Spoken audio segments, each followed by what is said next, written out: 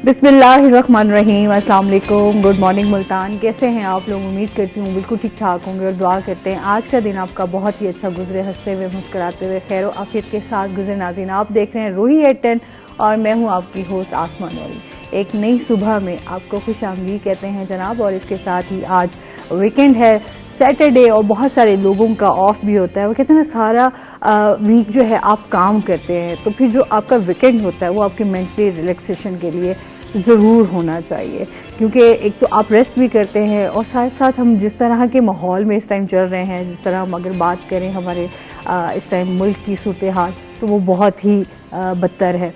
और इसके साथ साथ कशीदा भी है और अल्लाह ताला से दुआ भी है कि अल्लाह ताला हमारे मुल्क के लिए बहुत ज़्यादा आसानियाँ करे। तो उसमें आपको पूरे टाइम में जो है ना वो थोड़ा सा चाहिए होता है कि इंसान अपने लिए ज़रूर वक्त निकाले। और ये इंसान के लिए ज़रूरी भी है कि अपने लिए आप चाहे 1 घंटा भी क्यों ना निकालें, अपने लिए वक्त ज़रूर निकालना चाहिए और अपने एनालिसिस भी करना चाहिए कि बहुत सारी चीज़ें क्या आपसे गलतियां हुई या क्या आप आगे अपने फ्यूचर के लिए बेहतर कर सकते हैं। तो अपना जायज़ा लेना भी जो है वो बड़ा ज़रूरी होता है।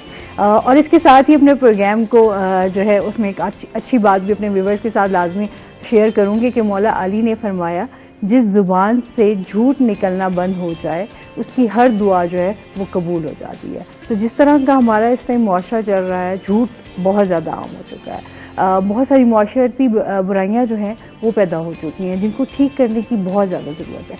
और वो ठीक इसी तरह हो सकती हैं कि जब हर इंसान अपनी अपनी जिम्मेदारी को जो है समझना शुरू कर दे और अपने जो उसका एक राइट है, जो हमारे इस्लाम ने हमें चीज़ें बताई हैं, अगर हम उस पर अमल पैरा होकर हमारी ज़िंदगी बहुत आसान हो सकती है। एक ये झूठ ही, मैं कहती हूँ तमाम बुराइयों की जड़ भी जो है वो झूठ ही होती है। अगर ये निकल जाए तो मेरे ख्याल में हमारे तमाम मसले आसानी से हल हो सकते हैं। इसी के साथ अपने प्रोग्राम का सिलसिला आगे बढ़ाते हैं। आज हमारे साथ जो गेस्ट मौजूद हैं वो है जी हमारे रोही के रिपोर्टर ऑन अब्बास। अस्सलाम वालेकुम। वालेकुम सलाम। कैसे हैं आप? कौन ठीक ठाक हैं? आप ठीक हैं? मैं ठीक ठाक। वेलकम करते हैं अपने शो में आपको। और इसके साथ ही जो है हम ऑन से बात करेंगे, जो हमारी मुल्तान की टॉप स्टोरीज हैं उस हवाले से डिस्कस होगी। और इसके साथ साथ जो है मौसम की भी अगर हम बात करें तो मौसम मुल्तान का काफ़ी खुशगवार था। अच्छा, कल का जो मौसम था वो बहुत ज़्यादा खूबसूरत था और आपने एंजॉय किया? शाम में काफी चेंजिंग आई मौसम में। पहले दिन को थोड़ी थोड़ी नहीं, कल सुबह से बड़ी ठंडी हवा चली और दिन में भी, और बिल्कुल ऐसे तकरीबन दिन कल का जो दिन था वो बड़ा खुशगवार था। ऐसे ही है। बस जुम्मे के बाद से ना मौसम काफी चेंज होना शुरू हो गया, शाम को फिर रात को। और फिर इस तरह अगर मौसम रहे, गर्मियों में आता रहे ना, काफी अच्छा हो जाता है। नहीं तो मुल्तान की गर्मी से हम थक जाते हैं। आपका तो वैसे ही रिपोर्टिंग का काम होता है, जाहिर सी बात है, फील्ड में जाना, काम करना, फिर वो गर्मी की शिद्दत और फिर सोचते हैं कि पता नहीं कहाँ आ गया। सही है।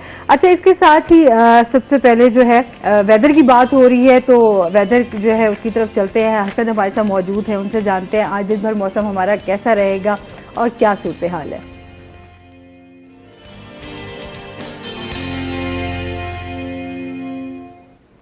जी हसन, आप बताइएगा कि आज का जो मौसम है, आज का जो दिन है वो कैसा रहेगा, क्या सूरत हाल है? जी आसमा, शहर ओलिया मुल्तान के अगर आज के मौसम की बात की जाए तो रात गए से ही मुल्तान शहर का मौसम काफी ज्यादा अबर आलूद दिखाई दे रहा है। और आज अलल सुबह भी ठंडी हवा चलने से दर्जा हरारत जो है उसमें नुमाया कमी देखने को आई है। आज अगर शहर के ज्यादा से ज्यादा दर्जा हरारत की बात की जाए तो आज मुल्तान शहर का ज्यादा से ज्यादा दर्जा हरारत 35 डिग्री सेंटीग्रेड तक जाने का इम्कान जाहिर किया जा रहा है। कम से कम दर्जा हरारत आज मुल्तान का 25 डिग्री सेंटीग्रेड पर रिकॉर्ड किया गया है। एयर क्वालिटी इंडेक्स गुज़िश्ता दिनों से आज मुल्तान का कदरे बेहतर है, जो कि 147 पॉइंट्स पर रिकॉर्ड किया गया है। पाकिस्तान के फिजाई आलूदा तरीन शहरों की लिस्ट में मुल्तान को देखा जाए तो मुल्तान आज तीसरे नंबर पर स्टैंड कर रहा है। हवा में नमी का तनासुब भी गुज़िश्ता दिनों से आज कदरे बेहतर देखा गया है, जो कि 70% तक रिकॉर्ड किया गया है। आइंदा आने वाले दिनों के हवाले से अगर बात करें तो आसमा महकमा मौसमियात की जानिब से शहर ओलिया के बासियों के लिए एक बड़ी खुशखबरी का ऐलान किया है कि कल से मुल्तान शहर में बारिशों का एक नया सिलसिला एंट्री करेगा, जो कि आइंदा आने वाले 3 रोज तक जारी रहेगा, जिससे मुल्तान शहर का बढ़ता हुआ दर्जा हरारत जो है इसमें नुमाया कमी देखने को आएगी। अगर गुज़िश्ता 2 दिन से भी देखें तो शाम के औकात में हल्के और गहरे बादलों का राज भी होता है, जिसके साथ ही हवा भी चलती है और मुल्तान शहर का दर्जा हरारत जो है वो नुमाया कम भी देखने को आ रहा है। कल रात से ही बल्कि कल शाम से ही मुल्तान शहर में काफी ज्यादा बादलों का राज भी दिखाई दे रहा था और उसी के साथ ही ठंडी हवा भी चल रही थी। रात से अलल सुबह तक मौसम काफी ज्यादा खुशगवार भी देखने को आ रहा था। आइंदा 24 घंटों के हवाले से अगर बात करें तो महकमा मौसमियात की जानिब से ये पेशगोई जाहिर की जा रही है कि आइंदा 24 घंटों के दौरान मुल्तान शहर का मौसम जुज़वी तौर पर अबर आलूद रहेगा। जी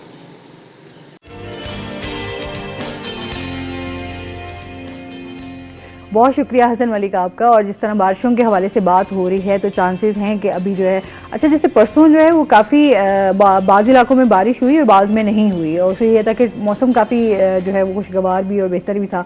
और मैंने तो ये भी सुना कि काफ़ी इलाकों में ओले भी बरसे हैं। बिल्कुल, लेकिन इस दफ़ा ना जिस तरह से ईद के मौसम में बारिशें आना शुरू हो गई थी तो एक्सपेक्टेड यही था अगर ये स्पेल आगे चलते रहे ना तो जैसे पिछले साल भी मतलब जो सीजन से हटकर बारिशें हुई उसकी वजह से एक सैलाब की सूरत हाल से भी हमें गुजरना पड़ा था तो उसके लिए भी काफ़ी अलार्मिंग सिचुएशन थी। तो बस अल्लाह खैर करे, बस जितनी बारिश हो कि पाकिस्तान इसे बर्दाश्त कर सके।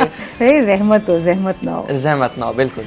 अच्छा जी, इसके साथ ही जान लेते हैं कि इस टाइम जो टैक्स अदा ना करने वालों के खिलाफ जो FBI है उसकी क्या कार्रवाई चल रही है, इस हवाले से बताइएगा। और जी FBI देखें, टैक्स ये पाकिस्तान का ना एक बहुत बड़ा मसला है कि यहाँ पर जितने बड़े बड़े स्टेक होल्डर्स होते हैं तो वो टैक्स अदा नहीं करते, क्योंकि अगर वो टैक्स अदा कर लें ना तो यकीन माने हमारा जो मुल्की रेवेन्यू है काफ़ी हद तक जनरेट होगा और जो गरीब आवाम है उन्हें फैसिलिटेट करने के लिए गवर्नमेंट काफ़ी इकदाम कर सकती है। जब भी गवर्नमेंट के पास जाएं कोई स्कीम लेकर तो वो कहती है फंड्स नहीं है। फंड्स इसलिए जमा नहीं होते क्योंकि गरीब आवाम तो टैक्स दे रही है, छोटा छोटा थोड़ा थोड़ा करके टैक्स देती है, लेकिन जो बड़े बड़े स्टेक होल्डर्स होते हैं उनसे टैक्स नहीं लिया जाता। अब उसके लिए मुल्तान में एक सिस्टम लॉन्च किया है, point of sale tax system. उसमें यह होगा कि जिन की भी बड़ी बड़ी शॉप्स हैं, स्टोर्स हैं, शॉपिंग मॉल्स हैं या अपना जिनके इंडस्ट्रीज हैं तो वहां पर वो एक डिवाइस फिट करते हैं FBI वाले और वो काउंट करते हैं कि कितने यहाँ पर जो इनके कस्टमर हैं वो आते हैं डेली बेसिस पे और कितने जाते हैं। तो वहां से एक वो अंदाजा एस्टिमेट लगा के रेवेन्यू उनका कितना जनरेट हो रहा होगा मंथली, तो उसे एस्टिमेट करके आगे उनसे टैक्स लेते हैं। लेकिन जो इस डिवाइस को फिट नहीं कर रहे तो उन्हें जुर्माना और उन पे कैद की सजा भी उन्हें सुनाई जा रही है। मिनिमम 10 लाख रुपए जुर्माना है और 6 माह की कैद है जो इस सिस्टम डिवाइस को अपने मॉल्स में फिट नहीं कर रहा। अच्छा, इसके साथ साथ फिर हम बात करें कि इस टाइम क्योंकि जो मुल्की सूरत हाल है अगर उस पर बात की जाए बहुत ही कशीदा भी है, उसके साथ साथ मईशत हमारी जो है वो बहुत ज़्यादा इस टाइम जो है तबाह हो चुकी है। उसके साथ हम बात करें हमारी जो सनतकारी को बेहद नुकसान पहुंचा है, हमारी इंडस्ट्रीज जो हैं वो भी बंद हो गई हैं, लोग भी बेरोजगार हो गए, इस हवाले से बताइएगा क्या कहना चाहेंगे? देखिए, इसमें ना दो मसले हैं। एक तो मसला ये कि हमारे मुल्क के हालात बहुत ख़राब हैं, पॉलिटिकल अनस्टेबिलिटी है, और दूसरा मसला इसमें यह है कि हमारी इंपोर्ट एक्सपोर्ट बंद हुई पड़ी है।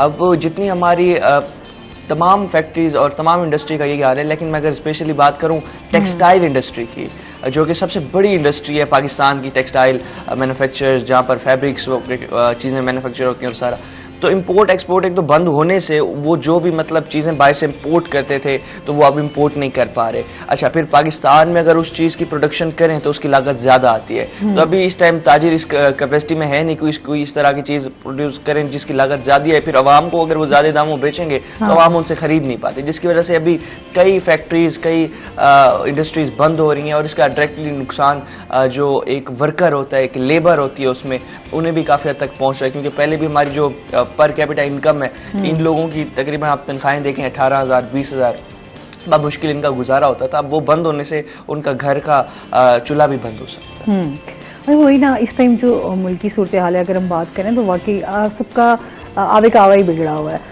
अच्छा, फिर साथ साथ अगर हम बात करें तो महंगाई जो है वो अरूज पे पहुंची हुई है, क्योंकि हर एक बंदे का सर्वाइव करना बहुत ज़्यादा मुश्किल हो गया है। जिस तरह पेट्रोलियम की मसनूआत में जब भी इजाफा होता है उसके साथ साथ आपकी बाकी चीज़ें भी जो है वो महंगी होना शुरू हो जाती हैं। अभी पेट्रोल उन्होंने थोड़ा सस्ता किया, लेकिन उसके बावजूद थोड़ा सा सस्ता होने के बावजूद भी आपकी बाकी चीज़ों में कमी नहीं आई, वो चीज़ें आपकी उतनी ही हैं।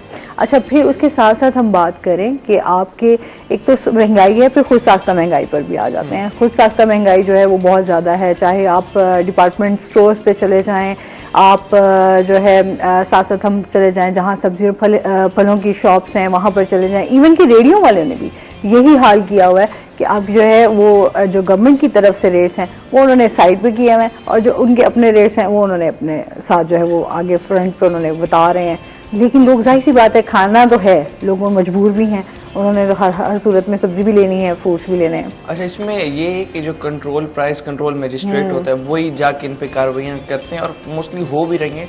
लेकिन इसमें ये है कि जिस तरह से वो लिस्ट होती है ना उनकी, ये कानूनन आपको ना सामने डिस्प्ले करने चाहिए। हाँ। उनने इस तरह के हरबे इस्तेमाल क्यों है, कोई साइट पर यहाँ कर रहा है, कोई यहाँ कर रहा है, और फिर अगर कोई आएंगे कोई भी कंट्रोल मजिस्ट्रेट की तरफ से कोई भी कहेंगे हमारी तो लिस्ट ये है, हम तो इस दामों पे बेच रहे हैं, कोई ना चेक एंड बैलेंस ही नहीं है। तो फिर जाहिर सी बात है, जिस तरह हमारी मैशियत बहुत ज्यादा खराब हो रही है, फिर हमारे जो ताजिर के हवाले से देखें, उनके तो चीजें हमारी जखीरा अंदोजी की तरफ चली जाती हैं। जैसे अगर हम बात करें आटे के हवाले से, गंदम के हवाले से, तो वो भी इसी तरीके से लोगों ने, आज जो हमने पिछला टाइम देखा आटे के हवाले से, कितना लोगों को मसाइल का सामना कर, और आने वाले दिनों में भी अभी यही सूरत हाल है कि आटा बहुत सारे लोगों को नहीं मिलता। बिल्कुल ऐसा ही है। अब ये सीजन आया, इसमें स्टॉक कर लेते हैं आटा, हाँ। चीनी और इस तरह की जितने प्रोडक्ट्स स्टॉक करके जखीरा तो महंगे दामों बेचते हैं, महंगे दामों बेचते हैं। अच्छा, फिर उसके बाद देखा जाए ना, इन पे अगर मतलब इंतजाम टोटली अगर चेक एंड बैलेंस रखे तो ये चीज नहीं हो पाएगी। कहीं ना कहीं हद तक ना इंतजाम में भी शायद मुलविस होती है, जिनकी वजह से इन्हें एक एज मिल जाता है और ये आराम से इनका सिस्टम चल जाता है। और फिर साथ साथ फिर हम बात करेंगे डॉलर जिस रवानी से जो है वो तेजी से बढ़ रहा है, तो उस हवाले से भी जाहिर सी बात है हमारी एक्सपोर्ट तो है ही नहीं, और उसकी वजह से हमारी इंडस्ट्रीज, फिर हमारे जिस तरह अभी बिजली के बिलों में जिस तरह इजाफा किया जा रहा है, क्योंकि अभी बजट में भी आना है, और देखें बजट में फिर नई चीज़ें ऐड हो जाएंगी, और उसके बाद जो है मुल्क की सूरत हाल पता नहीं कहाँ से कहाँ जाती है, बस अल्लाह ही बेहतर जानता है। देखें, सिर्फ एक तरीका है हम अपनी थोड़ी सी इकोनॉमी को बेहतर कर सकते हैं। डॉलर आपको पता है तकरीबन 300 तक पहुंचा हुआ है, 323 था, 323 ऊपर चला गया था अब तो। अच्छा, उसमें अब यही हिसाब है कि अगर हम जितना भी हमारी आदत है कि हम बेशक हमारा मुल्क गरीब, हमारी इकोनॉमी नहीं है इतनी, हमारी कैपिटल इनकम भी इतनी नहीं है ना, लेकिन हम जो अपना लाइफस्टाइल अडॉप्ट करते हैं वो बड़ा ग्लैमरस, बड़ा लग्जूरियस हम लाइफस्टाइल करते हैं। चीज़ें बाहर से मंगवाना, चीज़ें बाहर की पहनना, गाड़ी बाहर की हो, सारे प्रोडक्ट्स बाहर क्यों, अगर यही चीज़ें पाकिस्तान में मैन्युफैक्चर होना शुरू हो जाएं, और काफ़ी हद तक हो भी रही हैं, अगर पाकिस्तानी जो मैन्युफैक्चर चीज़ें उन्हें इस्तेमाल कर लें, तो हमारा उससे ये है कि हमारी जो इम्पोर्ट जो होती है, जिसका मतलब ओवरऑल जितने होता है, हाँ, उसमें कमी आ जाएगी, और फिर हमारा लेकिन बात वहीं आ जाती है ना, और हम लोग ऑलरेडी हमारी चीज़ें बहुत सारी, हम डिपेंडेंट हैं इन चीज़ों पे। ऐसे ही फिर अच्छा, पाकिस्तान की चीज़ें बनी हुई चीज़ों पे एतराज़ इस वजह से आ जाता है कि क्वालिटी की बात आ जाती है। अब बाहर के ममालिक की बाहर की चीज़ों पे इसलिए अंदर ट्रस्ट कर लेते हैं कि हम कहते हैं यार क्वालिटी पे कोई भी कंप्रोमाइज़ नहीं हुआ होगा, दैट्स वाई हम उस चीज़ को जल्दी उस पर ज़्यादा एतबार करते हैं, बजाय कि हम कहते हैं पाकिस्तान की अगर बनी हुई चीज़ होगी तो हम 100 बार सोचेंगे यार ये चीज़ ठीक भी होगी या नहीं होगी। ये चीज़ बड़ी मैटर करती है, क्योंकि पिछली दफ़ा शो में हमारे साथ एक ताजिर भी मौजूद थे, उन्होंने इस बात से बड़ा एग्री किया था कि बाकी हमारे यहाँ ये चीज़ें अगर क्वालिटी पे कंप्रोमाइज़ ना किया जाए तो मेरा ख्याल में कि हमें फिर बाहर से इंपोर्ट करने की ज़रूरत भी नहीं है, हम अपनी पाकिस्तान की बनी हुई चीज़ों को ही इस्तेमाल कर सकते हैं। वहीं यार बस क्वालिटी के हवाले से ना ABC की जो कैटेगरीज आ जाती हैं, उस हवाले से फिर हम कहीं ना कहीं हम कहते हैं यार बाहर की चीज ले लो, वो ज्यादा बेहतर है। असल में हमारे आपस के लोगों का एक दूसरे पे एतमाद ही अब नहीं रहा। हाँ। उसमें यही है कि अपना जब पाकिस्तान में जिस तरह से अमेजोन आया, तो अमेजोन के जितने पाकिस्तान के स्टोर्स थे, लोग बड़ा डर डर के वहां से चीजें परचेज करते थे। अब बीच में ये भी न्यूज सुनने आ रही है कि अमेजोन शायद दोबारा ना पाकिस्तान से यहाँ से फिर जितने भी यहाँ के जो भी सेलर्स हैं उनके अकाउंट डीएक्टिवेट कर दे और यहाँ से वापस मूव कर जाए, क्योंकि उन लोगों ने दोबारा अमेजोन जैसे भी प्लेटफॉर्म पे जाके जो चीजें हैं वो 2 नंबर बेच के उन्हें मतलब जो कस्टमर को दिखाते थे। अच्छा, ये वाकई हुआ फिर वो सबसे वो कहते हैं ना, चंद लोगों की वजह से आपका पाकिस्तान का जो इमेज है वो खराब चला जाता है, क्योंकि आपने कुछ चीजें, कुछ लोग इस तरह की हरकतें करते हैं और वो सारे के सारे फिर वो पाकिस्तान के ऊपर कहाँ वो पे ट्रस्ट करते हैं। यही कहते हैं कि जी आप यहाँ पर अगर कंपनीज इन्वेस्टमेंट भी करती हैं या आती भी हैं तो यहाँ से फौरन कहते हैं कि भाई छोड़ो, यहाँ पे पाकिस्तानियों के ऊपर ट्रस्ट नहीं किया जा सकता। बिल्कुल, हमारे तो यहाँ के लोग ऐसे कहते हैं कि कोई बाहर का प्रोडक्ट हो, कोई अपना प्रोडक्ट इस तरह का कुछ बाहर से इम्पोर्ट हो रहा है, कोशिश करके ना उसमें भी थोड़ा सा ना कोई मार्जिन रख के और फिर यहाँ पर बेचते हैं, या उसमें भी कोई थोड़ी दोनों में, मतलब ये चीज कंट्रोल करने के चाहिए। अगर यही चीज अगर खुद को हम सुधार लेना, यकीन माने हमारी कौम, हमारा मुल्क, हमारे सियासतदान सब सुधर सकते हैं। सुधारना खुद को चाहिए सब। हाँ, और मैं अभी जैसे बात की थी कि अगर हर इंसान अपनी जिम्मेदारियां समझना शुरू कर दे कि वो किस तरह रोल प्ले कर सकता है। ऐसे में हम ये कहते हैं कि अच्छा यार दूसरा कर रहा है तो हम नहीं भी करेंगे तो कौन सा फर्क पड़ेगा, लेकिन फर्क पड़ता है जब आप पॉजिटिव सोचेंगे, जब कुछ आप अच्छा करेंगे तो डेफिनेटली जब जो दूसरे आपको देख रहे होंगे, जब आपको कुछ अच्छा सोचते हुए, कुछ अच्छा बोलते हुए, किसी को किसी के साथ भला करते हुए, तो कहीं ना कहीं थोड़ा फर्क पड़ता है। बिल्कुल ऐसे। अच्छा, इसके साथ साथ हम शहर में पार्किंग के हवाले से भी बात करेंगे। जिस तरह इमरान से भी हमारी ये बात हुई थी बाहर इमरान से कि इस टाइम पार्किंग के बहुत ज्यादा इश्यूज हैं, उनके जो माफिया हैं वो काफी बेलगाम हो चुके हैं। इसके हवाले से क्या कहेंगे? और जिस तरह भी हम पहले ही बात कर रहे थे ना, हमारे लोगों ने मतलब इत्मीनान ना एक दूसरे पर खोना शुरू कर दिया, इसलिए लोग पाकिस्तान की मतलब आपस में एक दूसरे पे ट्रस्ट नहीं करते। अब पार्किंग का देखें ना, शहर में हमारे इधर मुल्तान में जो मेट्रोपॉलिटन है उसकी जो मुकर्ररा फीस है पार्किंग की बाइक्स के लिए वो है 10 रुपये, और जो गाड़ियों के लिए वो 20 या कहीं कहीं आप ज़्यादा अगर जगह एक्सपेंसिव है तो वहाँ 30 भी हो सकती है। तो आप मुझे बताएं कभी आप मॉल्स वगैरह इधर गई होंगी, आपने अपनी गाड़ी पार्क की होगी, कितना आप देती हैं? अच्छा, पहले था 30 रुपीज। अच्छा, अब जो है कहीं मॉल्स में 40 है, कहीं 50 है। बिल्कुल ऐसा। अच्छा, अब इन्होंने क्योंकि वो दिन ब दिन जिस तरह वो बात आ गई ना कि महंगाई बढ़ रही है, तो इन्होंने भी अपने लगाए हुए हैं। अच्छा, कहीं 60 भी है, आप निश्तर वाली साइड पे चले जाएं वहां पर इसी तरह 50 तो उन्होंने मस्त लगा। आप पर्ची पे अपने, चाहे आपकी छोटी गाड़ी है चाहे आपकी बड़ी गाड़ी है, उसके बाद आपका 50 जो है वो आपका पक्का है कि आपने ये पर्ची 50 रुपए देनी है। अच्छा, अब ये देखें, ये आ गया कार की बात, और दूसरी जो बाइक्स हैं, बाइक्स पे वो कहीं 20 कहीं 30 इतना चार्ज कर रहे हैं। अच्छा, उसके बाद ये जितनी भी ओवर चार्जिंग हो रही है ना, एक तो इसे कंट्रोल करने की जरूरत है, और दूसरी बात ये कि शहर में कहीं पर भी ना पार्किंग स्टैंड नहीं लग सकता बगैर नीलामी के, जो गवर्नमेंट के अंडर होगी, मेट्रोपॉलिटन करवाएगा नीलामी, उसमें ये जो होते हैं ठेकेदार होते हैं वो आते हैं बैठते हैं और वो एक बिडिंग होती है और उसके थ्रू उन्हें मिल जाती है जगह। लेकिन शहर में सिर्फ 20% ऐसी जगहें जो नीलामी से ही मिली हुई हैं पार्किंग स्टैंड वालों को, और 80% अपनी तरफ से बनाई गई हैं। अब जितने भी यहाँ पर शॉपिंग मॉल्स हैं बड़े बड़े मुल्तान के, उनकी कोई बिडिंग नहीं है, अपनी तरफ से फीस वो चार्ज कर रहे हैं और अपनी तरफ से आवाम को। हालांकि आपकी जो मॉल्स बनाए जाते हैं क्योंकि उसमें पार्किंग की ऑलरेडी जगह रखी जाती है, तो उसमें चार्जेस नहीं होने चाहिए। बिल्कुल, बट वो चार्जेस, क्योंकि हम जब मॉल में जा रहे हैं शॉपिंग कर रहे हैं, उनका वहां से हिसाब इतना बन जाता है कि एटलीस्ट ये सर्विस तो आवाम को दें। और फिर इसके साथ साथ निश्तर में अगर बात करें ना, तो निश्तर में तकरीबन 20 से 30 बाइकें चल रहे हैं और गाड़ियों का कभी 50 कभी। लेकिन एक और यहाँ मसला है अस्पतालों में, वहाँ ये होता है क्योंकि आपको एक मरीज आया अस्पताल में एडमिट आपने करवाया, तो उसमें यह है कि भाई उसे एक दिन में छुट्टी नहीं मिल जाती। बाज़ औक़ात ऐसा होता है कि वो 2 दिन 3 दिन मरीज वहाँ रहता है।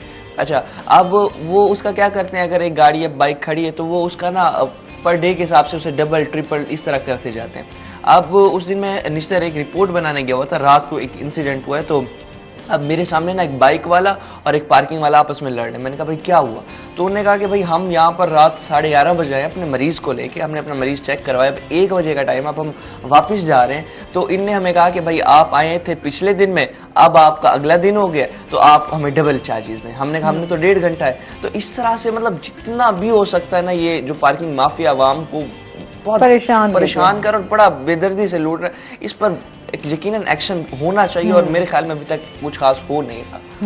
अच्छा भाई, वाकई और फिर हम अगर बात करें कचहरी वाली पार्किंग के हवाले से, तो वहाँ पर भी हमें इश्यूज देखने पड़ते हैं। फिर उसके साथ साथ ट्रैफिक के हमारे जो मसाइल हैं वो दिन ब दिन बढ़ते जा रहे हैं।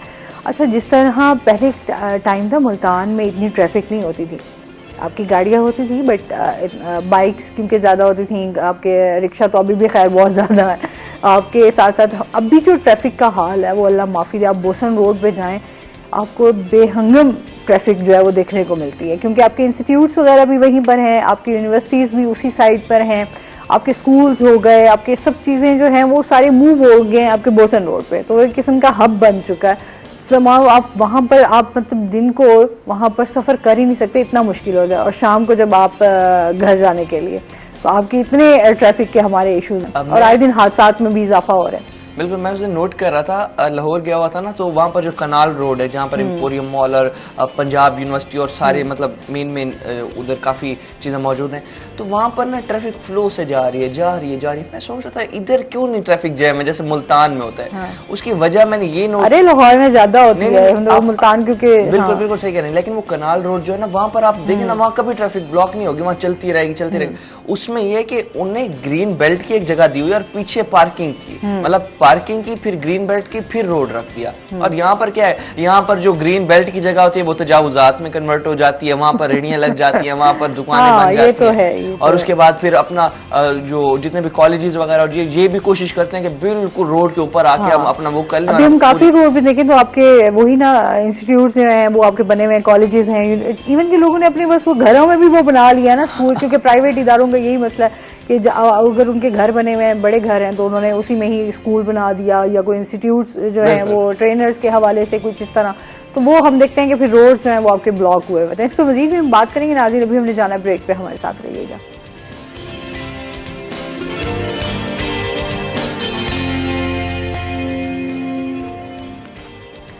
वेलकम बैक नाजरीन, रोही अट्टन में आपको खुश आमदीद कहते हैं। और जिस तरह महंगाई की बात हो रही थी, इसी तरह चलते हैं अपने सेगमेंट की तरफ, आज के भाव।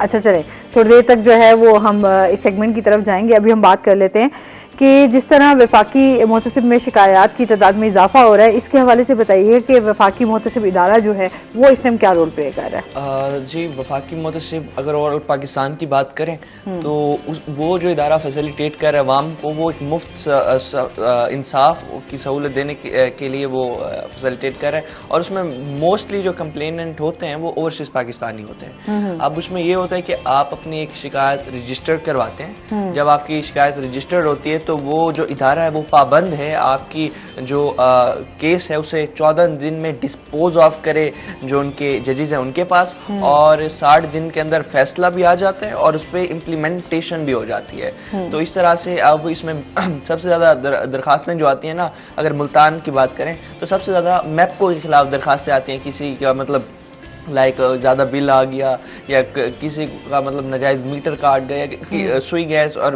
मैप्को, इनसे तो आवाम को शिकायत रहती हैं। हाँ, तो मोस्टली मैप्को से तो वैसे ही बहुत ज़्यादा है। अच्छा, तो फिर ये जाके यहाँ रजिस्टर करवाते हैं अपनी कंप्लेन, और जो इनकी कंप्लेन होती है ये बिल्कुल फ्री ऑफ कॉस्ट इन्हें मतलब उस पर इम्प्लीमेंटेशन होना, सारा प्रोसेस होना। और इसमें बेसिकली आप अपने लॉयर खुद होते हैं, इसमें आपको कोई लॉयर हायर करने की जरूरत नहीं होती।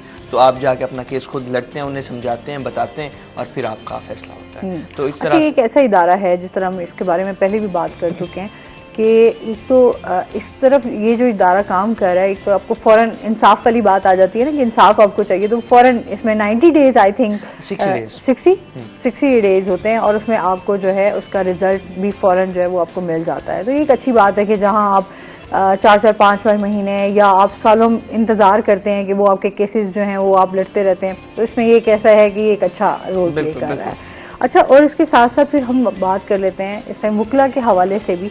नौजवान वुकला हैं, उनके बहुत ज़्यादा मसाइल हम देख रहे हैं, क्या कहना चाहेंगे इस टाइम वो किन चीज़ों को फेस कर रहे हैं? क्योंकि जब उनके सदर या कोई इस तरह के बाहर के आते हैं तो उनसे जब बात होती है वो तो यही कहते हैं कि उनके फलाह बहबूद के लिए बहुत काम किया जा रहा है, उनके लिए आवाज़ भी उठाई जा रही है, और जो है हम लोग, लेकिन यहाँ पर जब हम देखते हैं नौजवानों से बात करते हैं तो जो नौजवान वुकला है उनकी अपनी शिकायत होती हैं, जो कहते हैं कि अभी इसके ऊपर इम्प्लीमेंट नहीं हो रहा।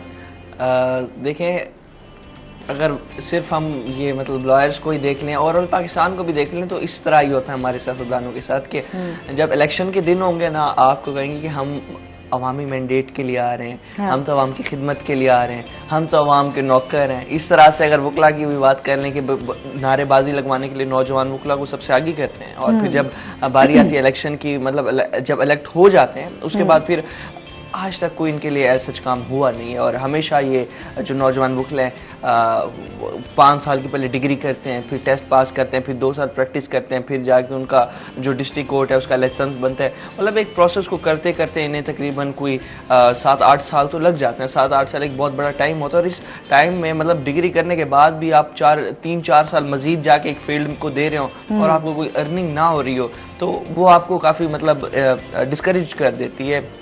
और इसके साथ साथ मुल्क के हालात भी आपके सामने।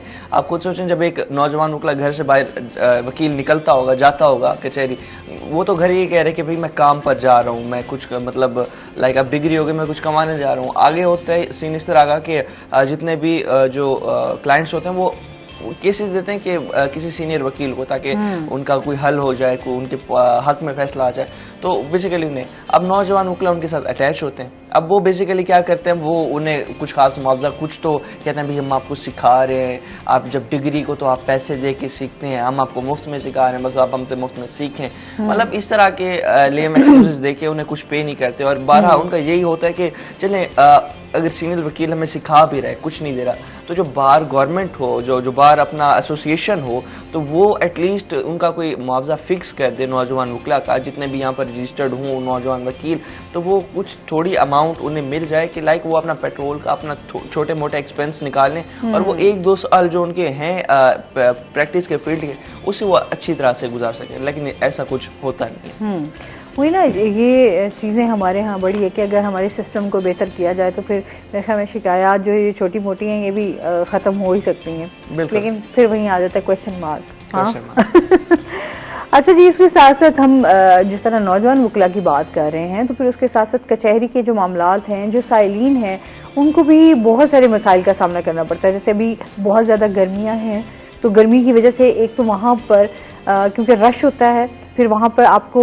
बैठने की जगह मुयसर नहीं है, क्योंकि चाहे ख़वातीन भी आती हैं तो वो भी रोड्स के ऊपर या फिर आपको जो है वो पार्किंग वाले एरिया में आपको नज़र आएंगी, क्योंकि ऑलरेडी जो हम ऑफिसेज देखते हैं या चैम्बर्स देखते हैं, तो ऑलरेडी इतने छोटे छोटे चैम्बर्स होते हैं कि वहाँ पर आपकी बैठने की जगह भी नहीं होती। इवन के स्पेशली जो खुद लॉयर है उनके भी बैठने की बड़ी मुश्किल से होती है। तो उस हवाले से देखें तो साइलीन को बहुत ज़्यादा मुश्किलात का सामना करना पड़ता है, साफ़ पानी पीने का के हवाले से भी, और बैठने के भी हवाले से, कहीं आपको जो है हवा के हवाले से भी अगर हम बात करें कि पंखे वगैरह चल रहे हों ताकि आप जो है वो ईजी रह सके, इसके हवाले से वहाँ पर कोई आपको लगता है कि काम हो रहा है, कोई इस तरह की साइलीन की भी सुनी जाती है या नहीं?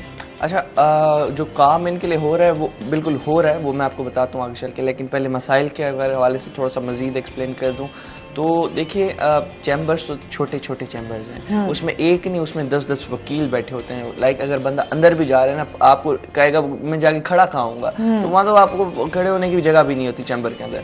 तो दूसरी फिर बात करें अगर खवातीन के हवाले से, मोस्टली तो फैमिली केसेस जितने भी है, फैमिली अदालत है, तो वहाँ पर जो खवातीन आती हैं छोटे छोटे बच्चों को लेकर वहाँ पर अपना अपना केस देखने, और जाहिर सी बात है जो आपको टाइम दिया गया होता है अदालत का, तो थोड़ा सा उसमें देर सवेर हो जाती है, क्योंकि केसेस की तादाद बहुत लंबी होती है, फहरिस्त लंबी होती है। तो जो जज होता है किसी केस को थोड़ी ज़्यादा उसे सुन ले, तो फिर अब अगला जो केस है उससे थोड़ा आगे एक्सटेंड हो जाता है। तो अब जाहिर सी बात है वो जो अपने टाइम पर आई है, एक खातून आई है अपने बच्चे को लेकर फैमिली के, तो उसकी बैठने की कोई जगह है नहीं, या तो वो अपना बाहर किसी फुटपाथ पर बैठ जाएगी, या तो फिर अब जिस तरह से गर्मी आ रही है तो साइलिन के कोई खास बैठने के इंतजाम नहीं। अगर आप डीसी ऑफिस के सामने देखें, एक छोटा सा एक प्लॉट है, वहाँ पर कचरे का ड्रम भी साथ पड़ा है, और उसके साथ साथ ऊपर कोई शेड भी नहीं है, जिसकी वजह से गर्मी भी इंतहा की पड़ती है, सर्दी भी इंतहा की पड़ती है, या तो वहाँ पर उसके वहाँ जाके बैठ जाती हैं। तो इस तरह से जो बार एसोसिएशंस हैं, चलें चैम्बर्स वो कई वकीलों के लिए उन्हें बनवाए और वहाँ लॉट किए, खवातीन के लिए डिस्ट्रिक्ट बार बना दिए, तो थोड़ा सा जो साइलिन है ना, जो उनके क्लाइंट्स हैं उनके लिए भी कुछ करें। और यही क्लाइंट्स होते हैं बाहर, जब जिसे हम पार्किंग की बात करते हैं, इनसे 30 रुपए 50 रुपए, मतलब इन निशाना होता है ये साइलिन इन लोगों का कि जितना भी इनसे मैक्सिमम पैसा हम निकलवा सकें, और कोई सहूलियात की कोई खास फुकदान है इसका। लेकिन अगर डेवलपमेंट के हवाले से बात करें, जो न्यू जुडिशियल कॉम्प्लेक्स डेवलप हो रहा है, तो उसमें काफ़ी समझें, अगर जब वो बन जाएगा इंशाल्लाह, तो काफ़ी निज़ाम अच्छा हो जाएगा, क्योंकि अदलिया भी उसके अंदर होगी, 22 मंजिला वो इमारत, सॉरी 11 मंजिला इमारत होगी, 22 कनाल उसकी स्पेस है, तो अदालतें भी उसके अंदर, बख्शी खाना, साइलिन के बैठने के अच्छे इंतजाम, जगह उनकी, पार्किंग, वकीलों के चैम्बर, और वो सब कुछ उसमें हो, समझे बहुत एक मेगा प्रोजेक्ट है, और वो जब हो जाएगा तो काफ़ी बेहतरी हो जाएगी। सही। अच्छा, फिर खवातीन के हवाले से भी बात कर लेते हैं। वहाँ खवातीन वकीला को भी बहुत सारे मसाइल का सामना करना पड़ता है, उस हवाले से भी कोई काम हो रहा है या नहीं? अच्छा, खवातीन इस टाइम ना, अगर हम डिस्ट्रिक्ट कोर्ट की बात करें, हाई कोर्ट की अगर ना भी करें, तो डिस्ट्रिक्ट कोर्ट में ना जो रजिस्टर्ड वकीला है वो तकरीबन 6-6.5 हज़ार है, और उसमें से तकरीबन 450-500 खवातीन वकीला हैं। अच्छा, अब खवातीन वकीला जो मोस्टली होती हैं वो डील करते हैं फैमिली केसेस को, लेकिन जो वो फिर वही मसला आ जाता है कि जो खवातीन वकला है उनके चैम्बर्स के लिए थोड़ा उन्हें मसला हो जाता है, क्योंकि जब भी चैम्बर्स के हवाले से होता है तो मतलब जो पुराने लॉयर्स बैठे होते हैं, एक लेगेसी चलती आ रही है, तो वो उनकी चैम्बर्स वहाँ पर पहले ही मौजूद होते हैं। तो जो एक खातून आती है यहाँ प्रैक्टिस करती है तो उसे चैम्बर की हसूली उसके लिए थोड़ा मुश्किल होता है। हाँ, और उसके साथ साथ जो नौजवान खवातीन वकला हैं तो उनके लिए भी काफ़ी, क्योंकि जिस तरह अगर एक लेडी लॉयर है तो वो अपना जिस तरह से फैमिली केसेस कर रही है, डील कर रही है, तो जाहिर सी बात अगर अब इस टाइम नौजवान जो फीमेल लॉयर्स होंगी वो तकरीबन कुछ 200 से 250 हैं, और जो सीनियर होंगे उनकी तादाद 100 से 150 है। तो अब फिर उनका भी डिस्पर्स होना, मतलब उनका यहाँ से हट के फीमेल लॉयर से जाके किसी और के पास जाना, फिर वो जो उनकी एक केस लेने की होता है वो क्राइम और इस तरह के, फिर मोस्टली खवातीन क्राइम की फील्ड में जाती नहीं है, वो फोकस करते हैं कि हम फैमिली केसेस को ज़्यादा डील करें ताकि यहाँ से, तो इनके भी काफ़ी इश्यूज चल रहे होते हैं इनका। लेकिन अब अच्छा हो गया कि इनके जहाँ पर बार हॉल बना दिए खवातीन वकला का, जहाँ पर वो बैठ सकती हैं, क्योंकि मोस्टली जो भी पहले लेडी लॉयर्स होती थी उनके पास भी बैठने के इंतजाम नहीं होते थे, कभी किसके चैम्बर पर बैठी हैं, कभी किसके चैम्बर पर बैठी हैं। अब चले उनका ये है कि उनके बैठने के इंतजाम कुछ अच्छे बन गए। सही। तो कहते हैं हम मसाइलों की तो बहुत बात करें तो बहुत सारे मसाइल ऐसे आ जाते हैं जिनके ऊपर कभी काम करने की बड़ी ज़रूरत है। और फिर साथ साथ अगर हम बात करें कि यहाँ पर जिस तरह हमारे रोड्स की भी सूरत है, जिस तरह हम ट्रैफिक की बात कर रहे थे कि ट्रैफिक की, अच्छा यहाँ पर हमारे यहाँ ये बड़ा मसला है कि हम अगर ट्रैफिक सिग्नल्स यहाँ पर लगा दिए गए हैं तो वहाँ पर शहरियों की भी ना एक जल्दबाजी जो है वो समझ में नहीं आती। हर बंदे को बहुत जल्दी होती है कि किसी न किसी तरीके से वो फौरन पहुँच जाए, और वो ट्रैफिक में अगर खड़े हुए हैं तो बगैर उसके कि अगला बंदा जो खड़ा हुआ है उसको हॉर्न देते रहेंगे। ये एक बड़ा अजीब सा हम लोग तो ऐसे सिस्टम, इस पर बात करते हैं अभी वैसे जो है ऑन से, लेकिन अभी हमने जाना है ब्रेक पे, हमारे साथ रहिएगा।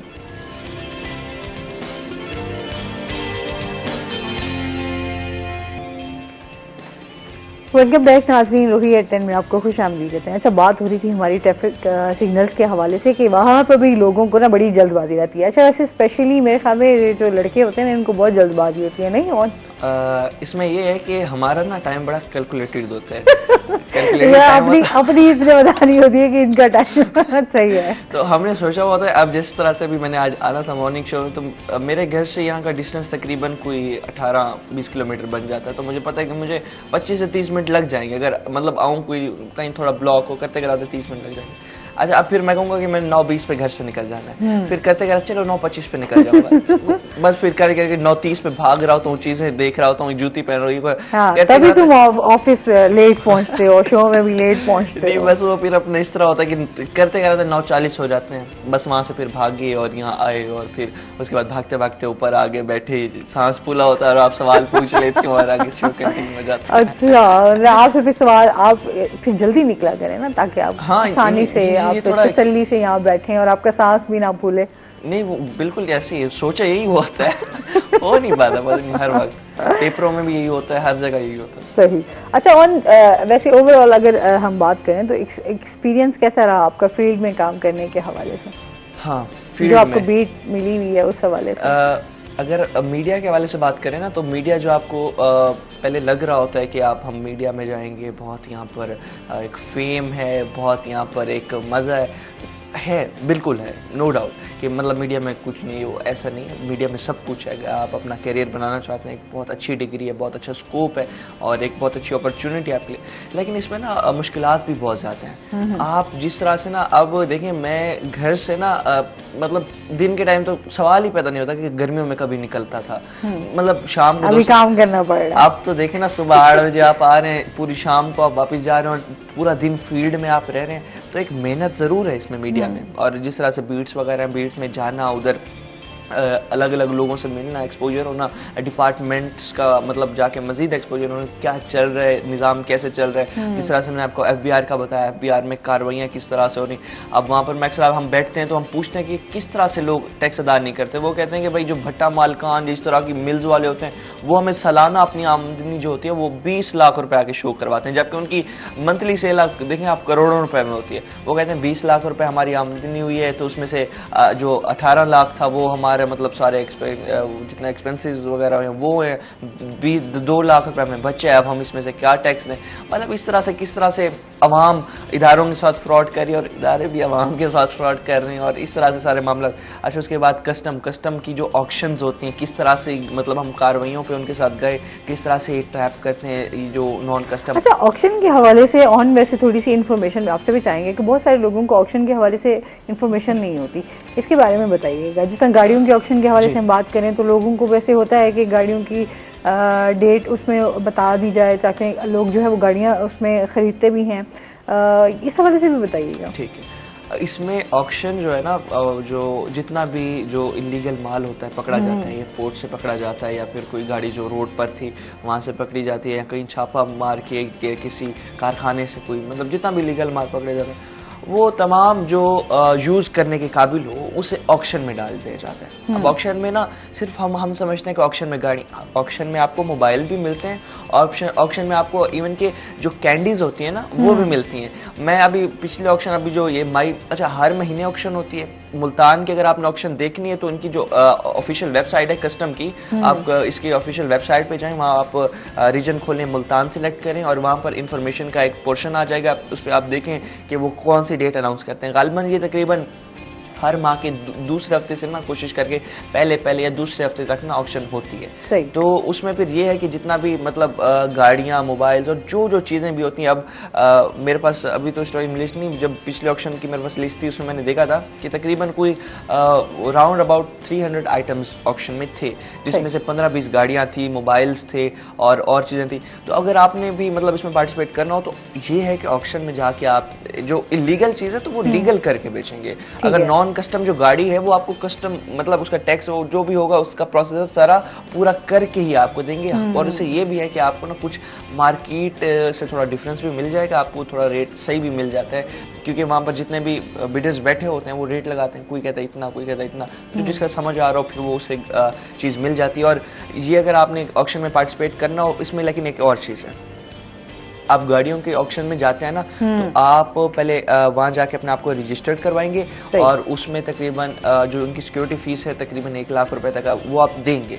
उसमें जब आप वो दे देंगे फिर उसके बाद आप ऑक्शन में आ जाएंगे, वो रिफंडेबल है जो आपके इस पे करें। हाँ, वापस अगर आपने कोई चीज नहीं ली। अच्छा, फिर अब जब मौके अगर आप परचेज कर लें तो वो फिर उसमें काउंट हो जाएगी ना। अच्छा, ठीक है, काउंट हो जाएगी। अच्छा, आपने परचेज कर ली, लेट्स सपोज आपने एक गाड़ी परचेज की, वो उसमें काउंट हो जाएगी और फिर आपको मौके पर ना तकरीबन 1/4 ऑफ टोटल अमाउंट जो भी उसकी होगी वो मौके पर आपको देनी होगी। बाकी फिर वो जिस तरह से प्रोसेस है आप थोड़ा करके वो इदारा आपको थोड़ा कंपनसेट भी कर देता रहता है, तो वो आप सारा इस तरह से वो जो चीज़ है प्रोडक्ट है वो आप ले लेंगे उनसे। अच्छा, अब मैं आपको जिस तरह बता रहा था ना कार्रवाई के हवाले से, तो बड़े एक सिस्टम बना हुआ है अब क्योंकि बलोचिस्तान मतलब इस तरह की जो केपी के कुछ वहाँ के इलाके हैं वहाँ से जो गाड़ियाँ होती हैं नॉन कस्टम, वहाँ तो आप देखें ना वहाँ तो लैंड क्रूजर भी ऐसे भगा रहे हैं, रफ यूज कर रहे हैं। अच्छा, आपको नॉर्दर्न एरियाज में जानने का इत्तेफाक हुआ हो तो वहाँ पे भी आप देखें जो बड़ी बड़ी लग्जरी गाड़ियाँ हैं तो वो तो उन्होंने ऐसे इस्तेमाल में रखी हुई है कि हम यहाँ कहते हैं कि अच्छा यार आपके पास जो है लैंड क्रूजर है, आपके पास इवन कि वहाँ पे मर्सिडीज भी है, देखिए लोगों ने रफ यूज की थी यार। मतलब यहाँ पे वहाँ जाके देखते हैं आप गाड़ियों की कोई कदर कीमत ही नहीं है, लेकिन अगर हम अब शहर में आए तो आपको एहसास होता है यार इतनी बड़ी बड़ी गाड़ियाँ इतनी महंगी हैं, जिस तरह अभी पाकिस्तान में गाड़ियाँ शदीद महंगी हैं।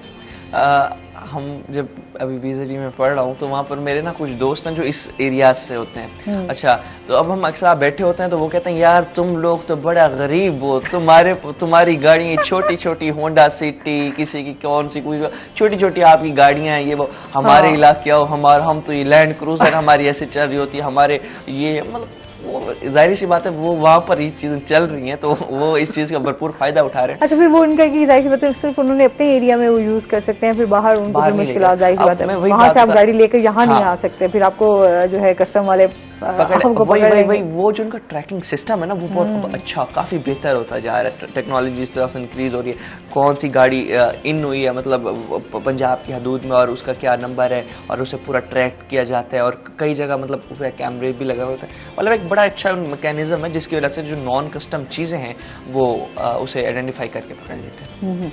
अच्छा, इसके साथ साथ फिजिकल एक्टिविटीज के हवाले से भी जानेंगे, स्पोर्ट्स के हवाले से बात कर लेते हैं। और इस टाइम यूनिवर्सिटीज़ और स्कूल्स के हवाले से जो है वो कोई एक्टिविटीज़ हो रही हैं खेलों के हवाले से या नहीं? अच्छा, स्पोर्ट्स के हवाले से ना देखिए, क्योंकि मुल्तान में जिस तरह से गर्मी की सीजन में इजाफा होता चला जाता है ना, तो अभी मोस्टली जो स्टूडेंट्स हैं अभी फर्स्ट ईयर वाले, और मतलब उनके मेरे ख्याल में पेपर चल रहे हैं, और बाकी तकरीबन सब छुट्टी वगैरह हो गया। अब यूनिवर्सिटी में हमारा भी कल आखिरी पेपर था, हमारी भी यूनिवर्सिटी अब खत्म, ब्रेक लग गया आगे। पहले पेपरों का सुनाओ ना, पेपर कैसे दिए हैं तुमने? अच्छा, ये ऑफ द कैमरा मैं आपको बता दूंगा क्योंकि ऑन द कैमरा पता है और डिपार्टमेंट तक ये खबर पहुंच गई तो मेरा सेमेस्टर ही ब्रेक लग जाएगी। अरे इससे आइडिया लगाया जा सकता है कि ऑन ने कितने अच्छे पेपर्स दिए हैं। नहीं, अल्हम्दुलिल्लाह अच्छे पेपर। चले भैया, बेस्ट ऑफ लक। अब तो दुआ ही दे सकते हैं ना जी। तो अच्छा, स्पोर्ट्स की वजह से जिन्हें जुनून है तो यहाँ पर अपना मुल्तान स्पोर्ट्स कॉम्प्लेक्स में काफ़ी एक्टिविटीज़ चल रही हैं। अभी हम वीकली हम जाते रहते हैं, काफ़ी मतलब जितनी भी ऑर्गेनाइजेशन है स्पोर्ट्स के हवाले से वो करवाती हैं, और फुटबॉल हो गई, हॉकी हो गई। अच्छा, यहाँ पर मुल्तान स्पोर्ट्स कॉम्प्लेक्स में मैं कल गया हूँ, तो मैं सोच रहा था यार किसी नई चीज़ पर ना कोई पैकेज बनाऊँ, तो वहाँ पर स्क्वाश का भी वो सारा वो बना हुआ। कभी आप गए हैं उधर? ऐसा मेरा जाने का इत्तेफाक नहीं हुआ अभी तक। हाँ, तो वहाँ पर अब तकरीबन जितना भी स्पोर्ट्स की सहूलियात है ना सारी वहाँ पर मौजूद हैं, और वहाँ पर टूर्नामेंट्स भी हो रहे हैं, तो काफ़ी अच्छा है। स्पोर्ट्स के हवाले से भी ना डिस्ट्रिक्ट लेवल पर ना डिस्ट्रिक्ट स्पोर्ट्स कॉम्प्लेक्स से काफ़ी काम, क्योंकि जो हमारे कमिश्नर साहब है ना उनका बड़ा लगा हुआ है स्पोर्ट्स से, वो स्पोर्ट्स की एक्टिविटी को बड़ा फ़रोग देते हैं, काफ़ी एक्टिविटीज सेमिनार और खुद भी जाते हैं, और फंड्स भी उसके लिए दे देते हैं। अच्छी बात है, बाकी चीज़ों के ध्यान देने की जरूरत है, और भी हमारे शहर के बहुत सारे मसाइल हैं। अच्छा जी, और बहुत शुक्रिया। और इसके साथ ही नाज़रीन, अभी हमने जाना है ब्रेक पर, हमारे साथ रहिएगा। जब हम ब्रेक से वापस आएंगे तो हमारे साथ कुछ और गेस्ट मौजूद होंगे।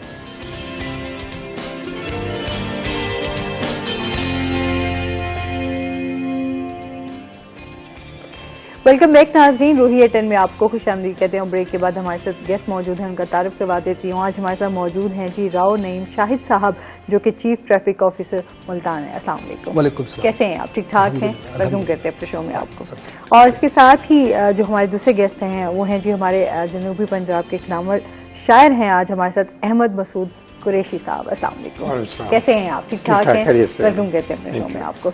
अच्छा जी, आज थोड़ा ट्रैफिक के हवाले से भी बात होगी, जिस तरह अभी पहले भी सेगमेंट में हम बात कर रहे थे कि ट्रैफिक दिन ब दिन हमारी बढ़ती जा रही है। मुल्तान शहर में इसकी जो है वो क्या सूरत हाल है, किस तरह ये कंट्रोल कर रहे हैं, किस तरह क्या क्या सहूलियात दी जा रही हैं। और इसके साथ है जो है मसूद साहब भी हमारे साथ मौजूद हैं, तो इनसे इनकी शायरी के बारे में भी बात होगी, अदब के हवाले से भी बात होगी कि अदब को किस तरह फ़रोग दिया जा सकता है, किताबों से कैसे दिल लगाया जा सकता है, तो इस हवाले से बात होगी। सर, क्या हाल चाल है आपके? ठीक ठाक हैं? बिल्कुल ठीक ठाक। मौजूदा जो सूरत हाल चल रही है थोड़ा उस पर बात कर लेते हैं कि ट्रैफिक के हवाले से क्या देख रहे हैं आपकी, दिन ब दिन बढ़ रही है, और फिर इसको कैसे आप लोग जो है कंट्रोल कर सकते हैं, इस हवाले से बताइएगा। इस हवाले से ये है कि ट्रैफिक तो इसमें कोई शक नहीं कि डे बाई डे बढ़ रही है। आप ये देखें कि प्राइवेट व्हीकल्स जो हैं, कारें, मोटरसाइकिल किस्तों पे दस्तियाब हैं, ठीक है। लोगों को अब वो डाउन पेमेंट से मिल गई हैं, चला रहे हैं, और आबादी भी बढ़ रही है, रोड यूज़र बढ़ गए, व्हीकल्स बढ़ गए, लेकिन जो हमारे रोड्स का हुजम है, रोड्स की जो जो उसकी वो विड्थ है वो सेम है जो पहले थी। आबादी के हवाले से इसको एक्सपेंड नहीं किया जा सका इन चीज़ों को। तो रोड इंजीनियरिंग और रोड यूज़र का एटीट्यूड और नंबर ऑफ व्हीकल्स में जो इंक्रीज़ है पॉपुलेशन वाइज, इस वजह से ट्रैफिक के मसाइल ज़रूर हैं, लेकिन ये मसाइल नामुमकिन नहीं हल करना इनका। हम इनको रेगुलेट कर रहे हैं, रेगुलेट ही कर सकते हैं, और इरेडिकेट तो ये होने ही नहीं कभी भी, क्योंकि ये इसी तरह है जैसे मुख्तलिफ अमराज होते हैं, शुगर है, ब्लड प्रेशर है, आप उनको कंट्रोल में रखें, तो इसको रेगुलेट करें। मज़ीद ये है कि मुख्तलिफ जो रोड स्कीम्स रोड्स हैं वो कई तो ज़ेर तामीर होते हैं, ज़ेर मुरम्मत हैं, प्लस उन पे जो मुख्तलिफ इंस्टीट्यूशंस ऑन द रोड, वो गेट्स आ गए उनके। मसलन आप बोसन रोड कर लें तो एजुकेशनल इंस्टीट्यूशन बहुत ज़्यादा हो गए, प्लस वहाँ शॉपिंग सेंटर ज़्यादा बन गए, आपका ब्रांड रोड है, उसके बाद उस साइड पे आपकी ये मुख्तलिफ हाउसिंग स्कीम्स, जो लेटेस्ट हाउसिंग स्कीम्स हैं जिसे आप न्यू मुल्तान कह लें, नया मुल्तान, वो तो सारा वहाँ आबाद हो रहा है। हाँ। तो लोगों का उधर आमदोरफ्त, रुझान ज्यादा बढ़ गया है। रोमेंजा, इस वाले से फिर उस रोड पे आपको ट्रैफिक ज़्यादा नज़र आएगी। और मुख्तलिफ जो हमारे इसमें हम मैनेज करते रहते हैं, अमले को बाकायदा ट्रैफिक स्टाफ की एक कैपेसिटी बिल्डिंग भी करते हैं और उनके तवस्सुत से अल्हम्दुलिल्लाह इसको मुख्तलिफ रश आवर्स में, स्पेशली जब आपका स्कूल टाइम होता है, मुख्तलिफ मूवमेंट्स भी होती है, अफसरान हैं, जजेस साहिबान हैं, इनकी मूवमेंट्स भी होती है। तो इन सब को मिला जुला के इसको रेगुलेट करना है, हमें एक पीसफुल माहौल देना है, रवानी का, ट्रैफिक के बहाव का। अच्छा, फिर हम देखते हैं कि आजकल जिस तरह ट्रैफिक बढ़ गई है तो उसी तरह हादसात में भी इजाफा हो रहा है बहुत तेजी से, क्योंकि जाहिर सी बात है लोग जो है, अगर हम बाइक्स की बात करें तो एक तो जल्दबाजी हमेशा और तेज़ रफ्तारी जो है वो भी आपका नुकसान का बाइस बनती है। नौजवान जो हैं वो स्पेशली इस चीज़ का ध्यान नहीं रखते। इसके बारे में आप क्या कहेंगे? हादसात की जो सबसे बड़ी वजह है ना, वैसे तो मतलब है बहुत सारा, ये एक मल्टी डायमेंशनल इशू है, लेकिन इसमें जो मोटरसाइकिल है, इसे मैं अगर ये कहूँ माजरत के साथ, ये एक शैतानी चरखा है, ख़ास तौर पे जब ये किसी नौजवान के ज़ेर इस्तेमाल है। तो जो एज गुजरती जाती है लोग इसको थोड़ा सा केयरफुली यूज़ करना सीख जाते हैं, लेकिन मोटरसाइकिल में जो बेसब्रापन है, उजलत है, अदम बर्दाश्त है, और ये ख़ास तौर पे हमारे माशरे का खासा है। इसकी वजह से जब ये मुख्तलिफ जिग जैग चलाकर निकलने की कोशिश करते हैं, अपनी लाइन और लेन में रहना नहीं चाहते, तो फिर शहर में भी हादसात का बायस बनते हैं।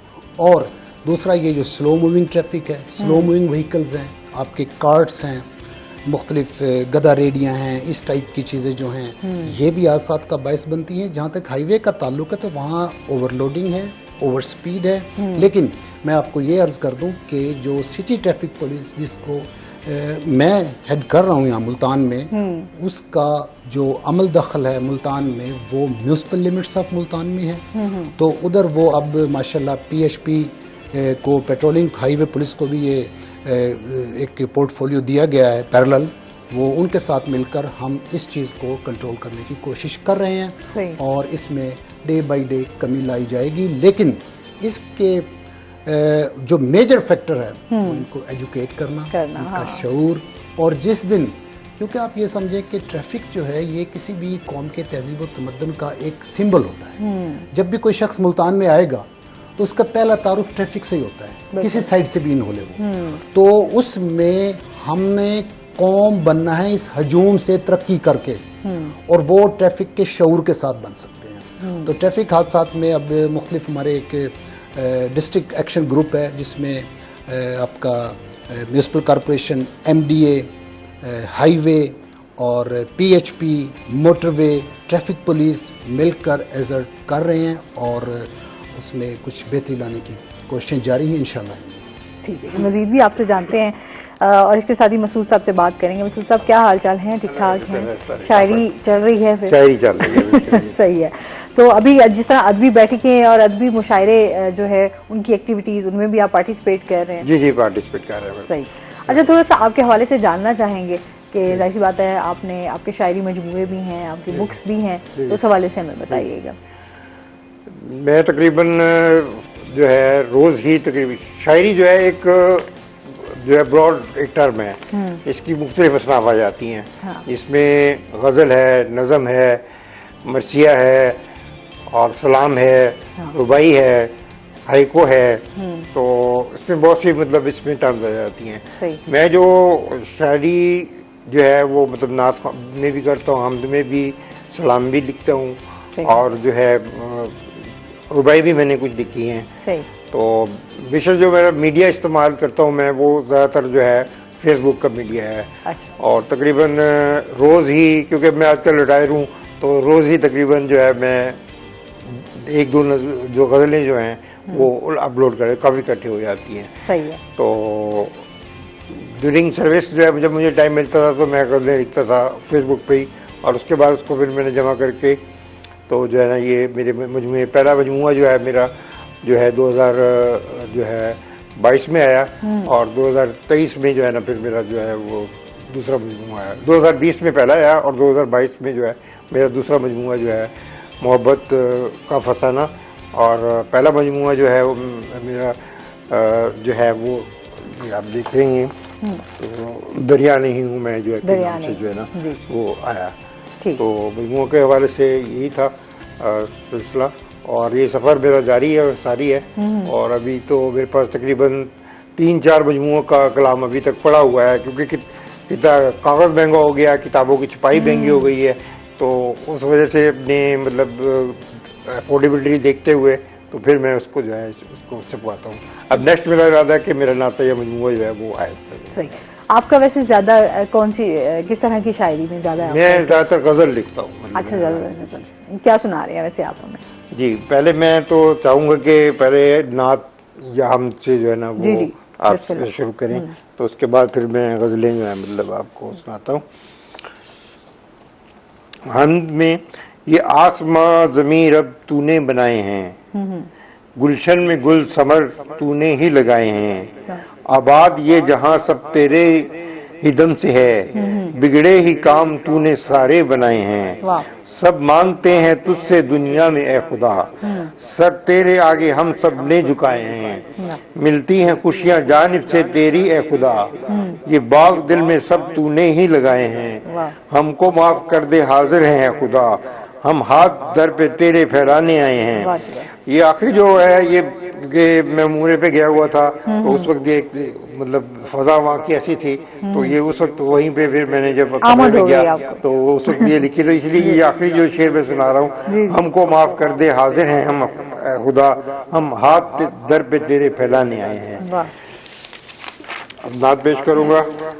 नबी की जिंदगी तो दास्ताने रहमत है, उन्हीं के शहर में एक आसमानी रहमत है, जहां में आपकी आमद बयान रहमत है, हजूर आपका दर तो मकान रहमत है, कहा है रब ने भी अपनी किताब में यही, वजूद आपका जग में निशान रहमत है, शफी होंगे हमारे वो हश्र के मैदान, उन्हीं का कुर्ब उधर पासबान रहमत है, मिला जो आपसे वो हो गया फिदा में पल में, खल्क जहां में मोहम्मद का जान रहमत है, खुल्क जहां में मोहम्मद का जान रहमत है, हमें है नाज ये उम्मत से हैं उन्हीं की हम, हमें है नाज ये उम्मत से हैं उन्हीं की हम, हमारे सर पे यही आसमानी रहमत है। वाह क्या बात। और एक सलाम भी मैं आपको सुना देता हूँ, उसके बाद में जो गजलें आपको सुनाऊंगा।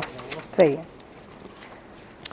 अक्स जिसका हक का है आईना हुसैन, हक अक्स जिसमें हक का है आईना हुसैन है, डट गया जो हक पे वो रहनुमा हुसैन है, हालांकि यजीद को जान दी अपनी राह हक, जो लड़ा है हक पे वो काफिला हुसैन है, आंख का वो नूर थे चाहते रसूल की, करबला में हक का एक चांदना हुसैन है, हो गया शहीद और लाज को बचा लिया, हो गया शहीद और लाज को बचा लिया, दीन पर चला सदा सिलसिला हुसैन है, पैरवी करो अगर इनकलाब चाहिए, पैरवी करो अगर इनकलाब चाहिए, एक अजीम रास्ता रास्ता हुसैन है। वाह वाह क्या बात है, बहुत खूब, बहुत आला। आपको कैसा लगा? माशाल्लाह जी बेहद अच्छा लगा, और इन्होंने जो तरतीब रखी है बारी ताला, हाँ जी, फिर जो उनके जिक्र के बाद अफजल जिक्र है हजरत मोहम्मद सल्लल्लाहु अलैहि वसल्लम नबी आखिर ज़मा का, फिर मरकबत, तो बहुत बेहतरीन माशाल्लाह। आप भी वैसे इंटरेस्ट रखते हैं शायरी से? बस पढ़ लेने से, मैंने अपनी शायरी कभी तख्लीक तो नहीं। अच्छा, इसके साथ साथ जिस तरह हम एक तो बात कर रहे हैं कि ट्रैफिक पुलिस की तरफ से भी क्या सहूलियात दी जा रही हैं, अगर हम ट्रैफिक लाइसेंस की बात कर लें तो उस हवाले से भी बताइएगा कि क्या तरीक़ेकार है, क्योंकि अभी उसमें जो है उसको पेपरलेस भी किया गया है, उससे आवाम को क्या फ़ायदा हो सकता है, इस हवाले से बताइएगा। देखें, जो ट्रैफिक का जो ड्राइविंग लाइसेंस है, इससे तकरीबन 6 माह पहले अगर आप इसको देखें तो इसमें जो चीज़ें होती थी, लोग अपने फाइल उठा के लेके जाते थे, पेपर कहीं से ख़रीदते थे, फोटोस्टेट की शॉप से, फिर उस मेडिकल को लेकर उस फॉर्म को फिल करके किसी डॉक्टर से उसको चेक भी करवाना, टेस्ट करवाना, ठीक है, फिटनेस सर्टिफिकेट, उसके बाद पोस्टेज स्टैंप्स के लिए जाना पड़ता था डाकखाने, तो इस वाले फिर फोटोग्राफ भी लेके जाने पड़ते थे अपने। ये तमाम चीज़ें, पेपरलेसनेस का जो कॉन्सेप्ट है वो ये है कि ये तमाम चीज़ें माइनस हो गई, अब आपने यू मस्ट कैरी अ शनाख्ती कार्ड। ठीक है। उस शनाख्ती कार्ड को लेकर आप अपने करीबी ड्राइविंग लाइसेंस सेंटर पे पहुंचे। बाकी आपकी तमाम चीजें, आपका फोटो, आपके फॉर्म्स, सब चीजें, वो एक किस्म का वन विंडो ऑपरेशन हो गया है। ठीक है। और वहीं आपको पोस्टेज स्टैंप्स मिलेंगी, वहीं आपकी फिटनेस, वहीं आपका जो इलेक्ट्रॉनिकली जनरेटेड एक फॉर्म निकल के उसके बाद आपका प्रोसीजर चलता है। This is the concept of paperlessness. और इससे आवाम को जो फायदा हुआ है वो एक जो रेड टेपिज्म था वो यकसर तौर पर ख़त्म हो गया। ये आईजी पंजाब साहब का, डीआईजी ट्रैफिक साहब का एक विजन है हुकूमत पंजाब के हवाले से, और इसको इम्प्लीमेंट अब हमारे मुख्तलिफ अजला में ट्रैफिक पुलिस कर रही है। बाकी जहाँ तक लाइसेंस की सहूलतों की बात हम करें कि ये कहाँ कहाँ फिर हमने इनको दिया, आपके 24/7 जो सेंटर्स हैं वो मुल्तानपुरे में 2 हैं। ठीक है। एक है सीतलमाड़ी पुलिस स्टेशन जहां हमारा आर्जी तौर पर सिटी ऑफिस शिफ्ट हुआ, वहां हमारी मेन ब्रांच है। ठीक है। और दूसरा है किला कासिम बाग पे 15 सेंटर खिदमत मरकज। अब मैं आपको ये बता दूं कि जो सीतलमाड़ी पुलिस स्टेशन में जो ब्रांच है वहां फ्रेश लाइसेंस का इजरा, लर्नर का इजरा, duplicate, renewal, international licence, out district renewal, ये तमाम चीजें वहां वन विंडो पे हो रही हैं। इसके अलावा बाकी सेंटर जो है 15 वहां फ्रेश लाइसेंस नहीं, फ्रेश लाइसेंस का इजरा सिर्फ वहां होगा। उसके अलावा हमारा ये तहफ़्फ़ुज़ सेंटर शमशाबाद, इसके बाद मत्ती तल पे ई सेंटर, उसके बाद आपका आ जाता है ये क्या कहते हैं हाई कोर्ट में भी ये फैसिलिटी दी गई है। उसके अलावा जलालपुर में लर्नर की, रेगुलर लाइसेंस की जो ये फैसिलिटीज हैं, अलावा फ्रेश लाइसेंस ये दी गई है, शुजाबाद में दी गई है। इसके अलावा इससे बढ़कर एक मोबाइल हमारा यूनिट है, मोबाइल वैन, मोबाइल खिदमत मरकज, उसमें हफ्तावार उसका हम शेड्यूल जारी करते हैं। उन जगहों पर जहां खिदमत मरकज करीब नहीं है वहां हमारा मोबाइल यूनिट चला जाता है, लोगों को वो facility at their doorstep मिल रही है। तो ये सारी सहूलतें जो हैं ये पेपरलेसनेस की तरफ जो एक हम लोग गामजन हुए हैं, इससे शहरियों में एक बाकी इत्मीनान पाया जाता है और इस पर मुख्तलिफ जो फीडबैक है वो बहुत अच्छा आया है। इसके अलावा हमने सिर्फ इनको जो ड्राइविंग लाइसेंस का इजरा के अलावा ये जिम्मेदारी भी है अल्हम्दुलिल्लाह कि हमने ड्राइविंग लाइसेंस स्कूल्स बनाए हैं। मुल्तान में है एक driving licence school police line में, इसके अलावा एक ड्राइविंग लाइसेंस स्कूल आपका शुजाबाद में, एक जलालपुर में है। ठीक है।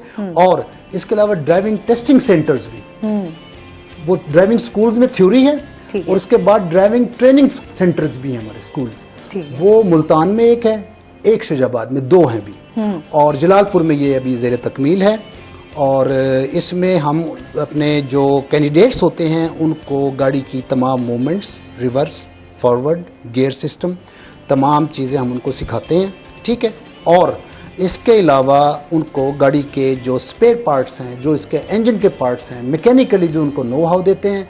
और ख़वातीन के लिए बाकायदा वहाँ पर ख़वातीन स्टाफ है, मेल के लिए मेल स्टाफ है। इसके बाद जो लास्ट इसमें चीज़ है वो है ड्राइविंग टेस्टिंग सेंटर, जहाँ इनका फिर टेस्ट होना है। टेस्ट हमारा मुल्तान में होता है और शुजाबाद में होता भी। जो मुल्तान में है वो आपका जिना पार्क में है, ये जो 100 फुटी रोड के पास है। और शुजाबाद में वहाँ सदर थाना शुजाबाद में भी इफ्तिताह हुआ 15 दिन पहले। टेस्टिंग जो है मुल्तान में 24 आवर्स है, एनी टाइम यू कम, जिस शख्स को भी आना आए अपना टेस्ट दे। इसके अलावा जो और एक बड़ी फैसिलिटी है इस मौजूदा जो टेक्नोलॉजी के दौर में, वो एक एंड्रॉयड ऐप है। आप अपने रास्ता ऐप, ठीक है, वो लाजमी बात है कि वो आपके आईफोन पे भी चलती होगी, उनका अपना एक ओएस है। तो उसमें आप शहरी आप अपना शेड्यूल दें कि मैं इस वक्त आ सकता हूँ। ठीक है। अपॉइंटमेंट दे दें अपनी तरफ से, आपने हमसे नहीं अपॉइंटमेंट लेनी, आप हमें अपॉइंटमेंट दें, you come accordingly will serve you. ठीक हो गया। ये फैसिलिटीज हैं लाइसेंस के वजह से। अच्छा, टेस्ट के हवाले से काफी कहा जाता है लोगों को कि भी वो शिकायत होती हैं कि टेस्ट बड़ा मुश्किल होता है ड्राइविंग। टेस्ट में जो मैंने जाके ऑब्जर्व किया है, टेस्ट में जो उसका रिवर्स एक फिनोमेना है गाड़ी का, 4 व्हील का, वो थोड़ा सा ट्रिकी है, नो डाउट। और उसमें वो जो कोन्स रखी होती हैं वो इंटरनेशनल स्टैंडर्ड पे यह टेस्ट का बाकायदा एक वीडियो मॉनिटर होता है लाहौर बैठ के, और उसमें ये लोग ट्रेंड होके आए। ये शिकवे गिले उस वक्त आपको कतन याद नहीं रहेंगे जब किसी अनाड़ी ड्राइवर की वजह से किसी हादसे में किसी की डेथ और हमारे किसी अजीज की हो जाए, हम कहेंगे इसको पास किसने किया था। हाँ। तो वो क्राइटेरिया होना चाहिए। और आप देखें बाहर मुल्कों में ड्राइविंग लाइसेंस का असूल अच्छा खासा दुश्वार है, और हम अब इनकरेज कर रहे हैं। इसीलिए हमने प्रैक्टिकल ट्रेनिंग स्कूल्स का इजरा किया है कि वहाँ उनको सिखाया जाए, डायरेक्ट बेशक ना बुलाएं। क्योंकि हम तो देखते हैं कि यहाँ पर बच्चों को भी अब गाड़ी दे दी जाती है, इनके बच्चे भी गाड़ी ड्राइव कर रहे होते हैं, बाइक भी चला रहे होते हैं। तो हमारे इवन कि यहाँ पे देखते हैं स्कूलों के जो बच्चे हैं छोटे छोटे, वो भी वो क्योंकि अब जाहिर सी बात है घर वाले अगर अवेलेबल नहीं है तो अपने बहन भाइयों को भी साथ लिया हुआ होता है, और बहुत ऐसे बाइक तेजी से चलाकर जा रहे होते हैं। ये वजह है, बच्चों को दे दिया सुबह नाश्ते के लिए, घर वालों ने कहा जाओ जरा नाश्ता ले आओ। हाँ। छोटा बच्चा है, ठीक है, उसको भेज रहे हैं। और जहां मैं रहता हूँ, मेरा जहाँ रिहाइश है सरकारी, इसके साथ एक क्वार्टर में एक बच्चा वो नाश्ता लेने गए MDA, वापसी को उससे कुछ आउट ऑफ कंट्रोल हुई, उसकी डेथ हो गई अभी तकरीबन कुछ 6 माह पहले। अब आप देखें कि हमें बड़ों को ये जिम्मेदारी लेनी चाहिए। बच्चे के हाथ में गाड़ी देना ये ऐसे ही है जैसे आप किसी मंकी के हाथ में ब्लेड दे रहे हैं, ठीक है। उसमें नुकसान ही करना, अपना नुकसान भी करना है, दूसरों का भी करना है। तो ये जो कम उम्र ड्राइवर हैं इनको हम डिस्करेज कर रहे हैं। और कम उम्र ड्राइवर्स के हवाले से जो मेरी पॉलिसी है वो ये है कि इनको जहां कहीं ये नजर आए इनको रोकें, और इनका जो व्हीकल उसको इंपाउंड कर लें, और इसके फादर से या इसके गार्डियन से रब्ता करें, बुलाएं, उनसे एक ऑथ सर्टिफिकेट लें, कोई अंडरटेकिंग लें, ताकि इसकी फ्रीक्वेंसी नोट हो। फिर हम बता सकें कि भाई आप तो बड़े गैर जिम्मेदार बाप हो, आप बड़े गैर जिम्मेदार बड़े भाई हो। आपको ये तब महसूस होगा जब खुदा ना खास्ता ये किसी हादसे का शिकार हो जाएगा। हादसे में दो ही सूरतें हैं, या जान चली जाती है या माजूरी आ जाती है। जान जिसकी जाती है वो तो जाके आराम कर रहा होता वहां कब्र में, लेकिन जिसकी माजूरी हो जाए उसे व्हील चेयर पे बहुत अरसे रहना पड़ता है, और व्हील चेयर जो है ये बड़ी अजाबदेह है, वो एक पूरे खानदान के लिए प्रॉब्लम बनता है। तो बी केयरफुल। मैं इनसे यही कहता हूँ कि ये जो है कम उम्र ड्राइवर्स इनको डिस्करेज करें। ट्रैफिक पुलिस डिस्करेज करती है, लेकिन असल जो गेम चेंजर इस मामले का वो खुद घर है, मुआशरा खुद है। अच्छा, आप समझते हैं कि आवाम जो है वो कॉपरेट करती है? क्योंकि हम देखते हैं जिस तरह ट्रैफिक के मसाइल हैं उसमें आवाम के भी जो रवैया है वो बड़ा ज़रा तल्ख भी होता है, और इस हवाले से बात है कि आवाम का रवैया, इसके कुछ डायनामिक्स ऐसे हैं, कुछ टाइमिंग्स हैं रश आवर्स की, स्कूल टाइमिंग की। उस वक्त फिर ट्रैफिक का जो फ्लो एंड फ्लक्स है वो ज्यादा होता है। उसमें मसला सिर्फ ये है कि आवाम को तो वो ट्रैफिक ही नजर आती है, लेकिन ये एक मल्टी डायमेंशनल फिनोमेना है। इसमें बहुत सारी एजेंसीज, जिसमें आपके ये म्यूनिसिपल कॉरपोरेशन, MDA, वासा, हाईवे, ठीक है, जो मसाइल सारे मिलकर हल करें तो इनका रवैया भी ठीक हो सकता है। मजीद ये है कि आवाम जो है ट्रैफिक का शऊर तब आना जब हम वक्त की पाबंदी का ख्याल हो। तो एक कॉल भी ले लेते हैं। अस्सलाम वालेकुम। मैम आसमा कैसे हैं? ठीक है जी, ठीक ठाक अल्हम्दुलिल्लाह। मुमताज साहब हमारे साथ हैं, क्या कहना चाहेंगे? मैम ये मेरे चीफ साहब से ये पूछना था कि सर ये जो यहाँ पे ये निश्तर हॉस्पिटल या ये बोसम रोड या कचहरी रोड, ये यहाँ पे पार्किंग का निजाम ये भी आपके उम्र में आता है या इनके लिए कोई और है? सिस्टम नहीं है। हम बाइक पे जाते हैं, रियाजा बना हुआ है, यहाँ इस्लामाबाद पिंडी में जाए बड़े बड़े शहरों में तो वहाँ पे वो कोई निजाम, पैदल लोगों के लिए भी कोई निजाम बना हुआ है उनके लिए। जैसे मरीज मिनिस्टर हॉस्पिटल में मरीज जाते हैं तो वहाँ पे बड़ा मतलब वहाँ पे मतलब कैंट से जाना होता है तो बड़ी तकलीफ में होते हैं, कोई निजाम नहीं। वहाँ आपके ट्रैफिक वाले खड़े होते हैं तो वो बेचारे भी बस ऐसे ही इशारे करके या सीटी बजा के साइड पे हो जाते हैं। हमें मतलब बड़ी वो फील होता है। मैं आर्मी के साथ हूँ, आर्मी के ताल्लुक है मेरा, मेरे वहाँ से लोग आते हैं, निफ्टर में जाते हैं तो बड़ी प्रॉब्लम होती है। मैंने ये इनसे जरा ये ऐसा नहीं हो सकता तो कोई पुल बन जाए पैदल लोगों के लिए। ठीक हो गया, मतलब वहाँ से। ठीक है, आपके सवाल का जवाब अभी लाजमी देते हैं। नाज़रीन, अभी हमने जाना है ब्रेक पे, हमारे साथ रहिएगा।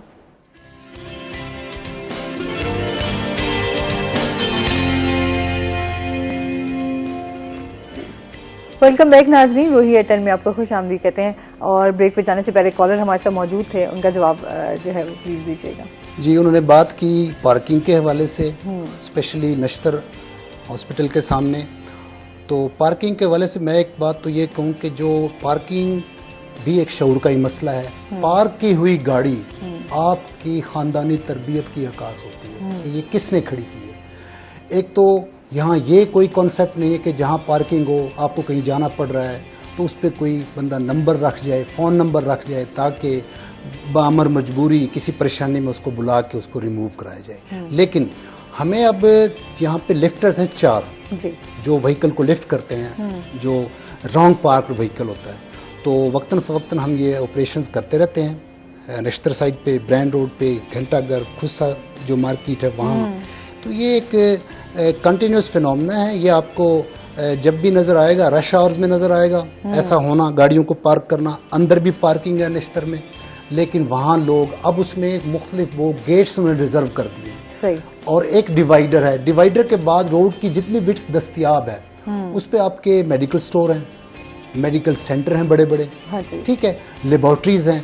तो वहाँ एक फीलिंग तो कभी कभी ये भी होती है कि किसी का पेशेंट है, वो जिंदगी मौत की कश्मकश में वो उस गाड़ी को रोक के कहते हैं कि इसका कोई प्रॉब्लम है, मैंने यहाँ सैंपल देना है, मैंने सैंपल लेना है, मैंने ये करना है, मैंने वो करना है। तो वो एक मर्सी फीलिंग भी क्रिएट कर देते हैं। लेकिन इसके बावजूद ये हमारी जिम्मेदारी है, हम उसमें MDA, corporation, CTP, assistant commissioner साहब के अमले के साथ मिलकर तजावजात का भी ऑपरेशन करते हैं और गाहे बगाहे ये गाड़ियां भी अपलिफ्ट करते हैं।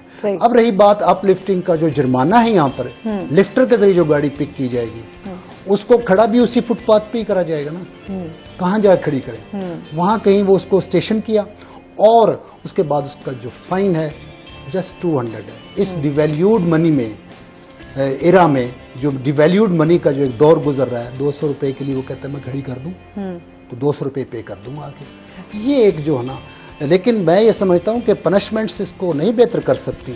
इसको वही बात आ जाती है, प्रॉब्लम ये है कि ये जिम्मेदारी ट्रैफिक की नजर आती है, ठीक है, लेकिन हमें जो नजर आता है उसी पे इल्जाम रखते हैं। मंजर पे हमेशा इल्जाम आया, पस मंजर पे कभी नहीं आता।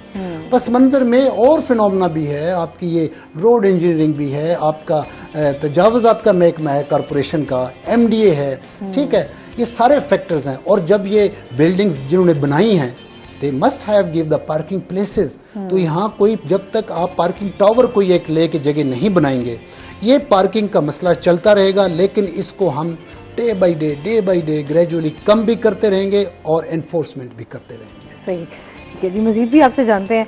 अच्छा सर, जिस तरह हम बातें कर रहे थे कि अदब के हवाले से बात की जाए, आप समझते हैं कि अभी जो है अदब से लोग जो है वो बड़ा दूर होते जा रहे हैं? जी बिल्कुल दूर होते जा रहे हैं।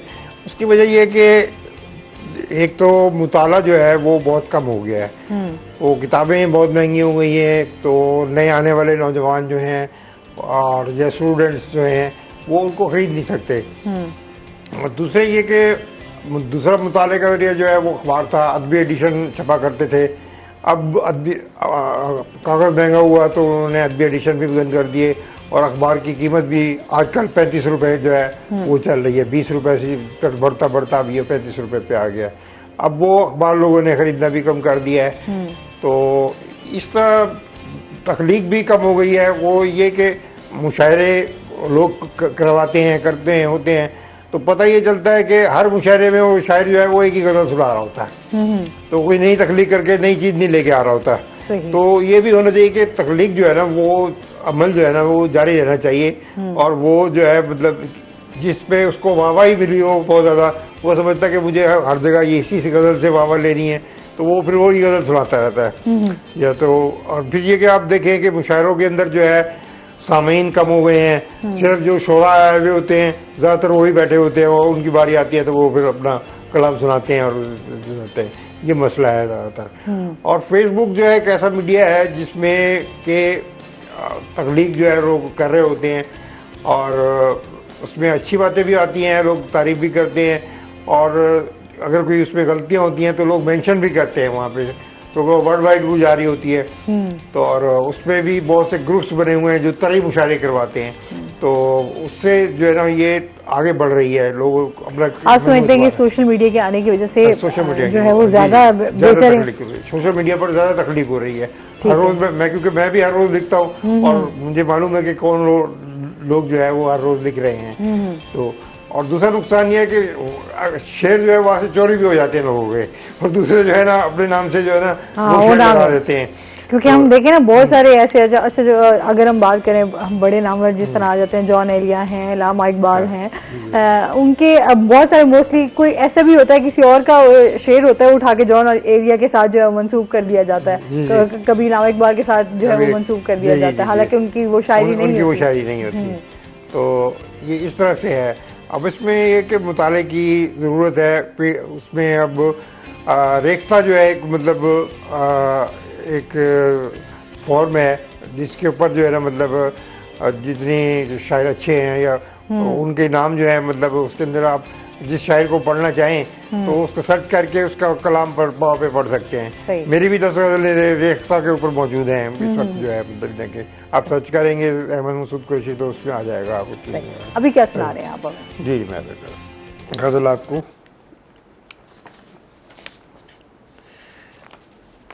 इसका रदीफ है तमाम शुद्ध, गर हो उम्मीद से तो अंधेरा है तमाम शुद्ध, गर हो उम्मीद से तो अंधेरा है तमाम शुद्ध, मायूस जब हुए तो उजाला तमाम शुद्ध, मंजिल की आरज़ू है तो चलना पड़ेगा दोस्त, करने से ही सफर भी है होता तमाम शुद्ध, देते थे साया सबको शजर शहर के बहुत, देते थे साया सबको शजर शहर के बहुत, कटने लगे शजर हुआ साया तमाम शुद्ध, हमने किया था प्यार मगर वो था बेवफा, यूं हो गया था इश्क का किस्सा तमाम शुद्ध, यूं हो गया था इश्क का किस्सा तमाम शुद्ध, आया है दौर ऐसा कि बरकत नहीं रही, आया है दौर ऐसा कि बरकत नहीं रही, होता है पल में जेब का पैसा तमाम शुद्ध, होता है पल में जेब का पैसा तमाम शुद्ध, करता खुदा है अच्छा जो बंदे के हक में हो, करता खुदा है अच्छा जो बंदे के हक में हो, पाई खुशी तो हो गया रोना तमाम। वाह क्या बात है। एक और गजल पेश है, झुरमट में दोस्तों के तन्हा रहा हूं मैं, तन्हाई की सड़क पर चलता रहा हूं मैं, आंधी भी दिल में मेरे चलती रही बहुत, जानी के इस जहां में सहरा रहा हूं मैं, अपनों की ही नजर में अच्छा नहीं रहा, अपनों की ही नजर में अच्छा नहीं रहा, गैरों की ही नजर में अच्छा रहा हूं मैंने भी की मोहब्बत ऐदे जवानी में, मैं भी किसी के दिल का तारा रहा हूं मैं, देखे हसीन सपने दिल ने मेरे बहुत, सपनों की छत तले बस सोता रहा हूं मैं, गरचा थे आईने मेरे साथ ही बहुत, गरचा थे आईने मेरे साथ ही बहुत, अपने ही आईने में चेहरा रहा हूं मैं, जिंदगी से प्यार करना सीख ले, गम का दरिया पार करना सीख ले, कौन देखे दिल में तेरे प्यार है, प्यार है इजहार करना सीख ले, वाह जी वाह क्या बात, खूब पैसे वाला तू हो जाएगा, खूब पैसे वाला तू हो जाएगा, दो से तू फिर चार करना सीख ले, वाह जीत होती है हमेशा सच की दोस्त, झूठ को मस्मार करना सीख ले, वाह दिल किसी का तोड़ना हरगज न तू, दिल किसी का तोड़ना हरगज न तू, प्यार से गुफ्तार करना सीख ले, वाह गीत चाहत के सुना हर रोज तू, दिल में तू जनकार करना सीख ले। वाह क्या बात है, बहुत खूब। कहते हैं ना एक अभी जो सूरत हाल है उसमें प्यार का मैसेज ही जाना चाहिए, क्योंकि जितना आप आसानियां तकसीम करेंगे, जितनी आप मोहब्बतें और मुस्कुराहटें तकसीम करेंगे, उससे डबल आपको जो है वो मिलेंगी। अच्छा जी, इसके साथ साथ आपसे ये भी जानेंगे सर, जिस तरह शहर में तजावुज़ात के हवाले से हम देखते हैं कि हमारी एक तो रोड्स के हवाले से हम देखें, जिस तरह फ्लाईओवर्स बने, चाहे पहले था कि रोड्स खुले कर दिए गए थे, फिर उसके बाद फ्लाईओवर्स बने तो रोड्स अब हमारे बहुत छोटे हो गए। उसके बाद जो साइड पे जिस तरह रेडियो का बहुत ज़्यादा रश हम देखते हैं, उसकी वजह से भी अब ट्रैफिक हमारे मसाइल जो है वो बढ़ रहे हैं। उसके हवाले से आप लोग जो हैं क्या कर रहे हैं? ये जाहिर सी बात है कि बड़ा चैलेंज भी है कि इस तरह की ट्रैफिक को कंट्रोल करना, क्योंकि हम बोसन रोड पे जाएं तो आपको ज़्यादा ये चीज़ें, घंटा घर वाली साइड पे जाएं, हुसैना गई, आपको वहाँ पर भी यही चीज़ें नज़र आएंगी। जो तजावुज़ात की जो बात है, इसमें हमारा एक अपना एंटी वेग्रेंसी सेल है। ठीक है, एंटी तजावुज़ात वेग्रेंसी सेल बनाया हुआ है। वो फिर MDA और म्यूनिसिपल कॉरपोरेशन, इस ये एक ट्राइका है और CTP, ये मिलकर ऑपरेशन लॉन्च करते हैं और मुख्तलिफ रोड्स पर ये अपना एक तसलसल के साथ जारी है मामला। लेकिन इसमें हमने जो ताजिर हजरात का फौरन है उसको भी ऑन बोर्ड किया कि आप लोग अपने दुकानदारों से ये इनको कायल करें और बाकायदा कन्वे करें कि लोगों का रास्ते का जो हक है उसको मुतासर ना होने दें।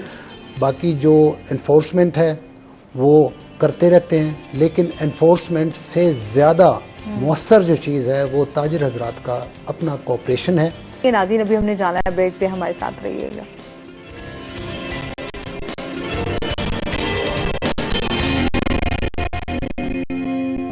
वेलकम बैक नाज़रीन, रोही एटन में आपको खुश आमदीद कहते हैं। अच्छा जी, इसके साथ साथ सर आपसे ये भी जानेंगे, जो हम सिग्नल्स की बात कर लें, जहाँ पर चौक हैं वहाँ पर काफ़ी सिग्नल्स ख़राब भी हैं, उनको बेहतर करने की भी ज़रूरत है। अगर हम 9 नंबर वाली साइड पे बात करें तो वहाँ पर सिग्नल्स तो मौजूद हैं, लेकिन उस तरीके से उस पर इम्प्लीमेंट नहीं हो सका। क्या कहना चाहेंगे इस बारे में? देखिए, जो ज़िला मुल्तान में ट्रैफिक सिग्नल्स हैं वो अभी जो फ़ाल हैं मुकम्मल तौर पर ईदगाह चौक जी, बल्कि वो टी चौक है ईदगाह, और इसके अलावा ये निशान हैदर चौक DIG ऑफिस से आगे चौक जो है, और वो झील वाला चौक जी। इसके अलावा आपका SP चौक पहला चौक था जिसपे कि इशारा लगा था जी। अब SP चौक एक परफेक्ट एग्जाम्पल है चौक की, लेकिन दिन में जो मसरूफियात हैं हाई कोर्ट से मुतल्लिक मामलात की, उनकी वजह से वो फिर एक साइड पे उनकी पार्किंग होती है।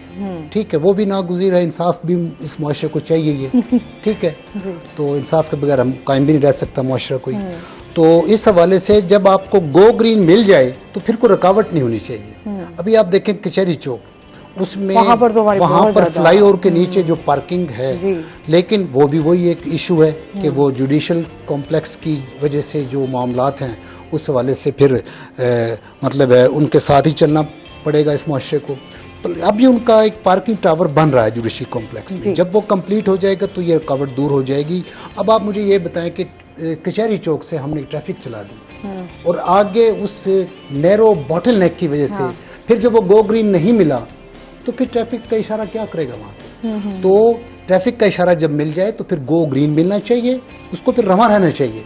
लेकिन ऐसे ही है जैसे आपकी पूरी बॉडी में जो दौरान खून का निज़ाम है, इसमें कहीं एक छोटा सा क्लॉट आ जाए तो पूरा फ्लो ही मुतासर होता है। बिल्कुल। इस हवाले से ट्रैफिक सिग्नल्स की ना तो टाइमिंग एडजस्ट की जा सकी, ठीक है, और इनको संडे को हम चलाते हैं, इवनिंग में चलाते हैं, फिर मॉर्निंग टाइम्स में आपके सामने ही है।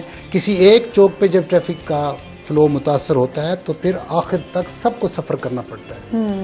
और इसमें जितना बड़ा उसका राउंड अबाउट होगा किसी चौक का, उस पे डिपेंड करता है कि उस राउंड अबाउट पे अगर हम ट्रैफिक सिग्नल्स जैसे 9 नंबर चुंगी है उसको ऑपरेशनल करें तो फिर राउंड अबाउट पे डिपेंड करता है कि ट्रैफिक का क्या वॉल्यूम है, वो तादाद कितनी है व्हीकल्स की। सही। और उसके अलावा जब लोग लाइन और लेन के डिसिप्लिन को फॉलो करेंगे तब भी गुजर सकते हैं। हाँ। यहाँ की तो मिसाल ये है इस सोसाइटी की कि जो ये रेलवे फाटक है, इस पे आप जाके देखें कि एक स्टॉप लाइन इधर से एक उधर से है। हाँ। अब इन्होंने क्रॉस करना है, ठीक है, होता क्या है कि एक स्टॉप लाइन को छोड़कर उनके आने वाली लाइन को भी रोक के खड़े हो जाते हैं, वो एक ब्लॉकेट क्रिएट कर लेते हैं। ये सेंस ट्रैफिक सिग्नल भी ठीक है, इनको रेगुलेट करने में मुआविन साबित होते हैं। मैं फिर उसी बात पे जोर दूंगा कि रोड यूजर्स का जो शऊर है वो सब चीजों पर फोकियत रखता है। तो यहाँ जो ट्रैफिक के जो सिग्नल्स हैं उनका इंशाल्लाह ये पार्किंग प्लाजा इनका बन जाएगा चौक कचहरी पे जुडिशल कॉम्प्लेक्स में। सही है। ये फिर वरना आप खुद देख लें किसी एक जगह पे अगर निज़ाम मुतासर हो तो मसलन दिमाग में क्लॉट कहीं क्लॉट आ गया, बंदा कैसे वो निज़ाम चलेगा उसका। सही। तो इस क्लॉटेज की वजह से सही। और जाहिर बात है अवेयरनेस जो है वो बहुत ज़्यादा ज़रूरी है। अगर हम ट्रैफिक के हवाले से बात करें कि शहरियों को भी अपनी जिम्मेदारी का पता होना चाहिए, किस तरह आपने ड्राइव लेकिन करना है। ट्रैफिक सिग्नल्स इसके बावजूद ऑपरेशन करना हमारी जिम्मेदारी है। बिल्कुल इसमें ये एक थोड़ा सा वेट चल रहा है। और बाकी हमने अभी ये जो ईदगाह टी चौक है इस पे एक लेन सिस्टम मुतारिफ कराया है कि जो 9 नंबर चुंगी से जाना चाहते हैं जानिब रशीदाबाद चौक, जो जाने वाले हैं उनको अलग लेन दे दी है मुसलसल, वो ट्रैफिक लाइट उनको हर्डल नहीं करती।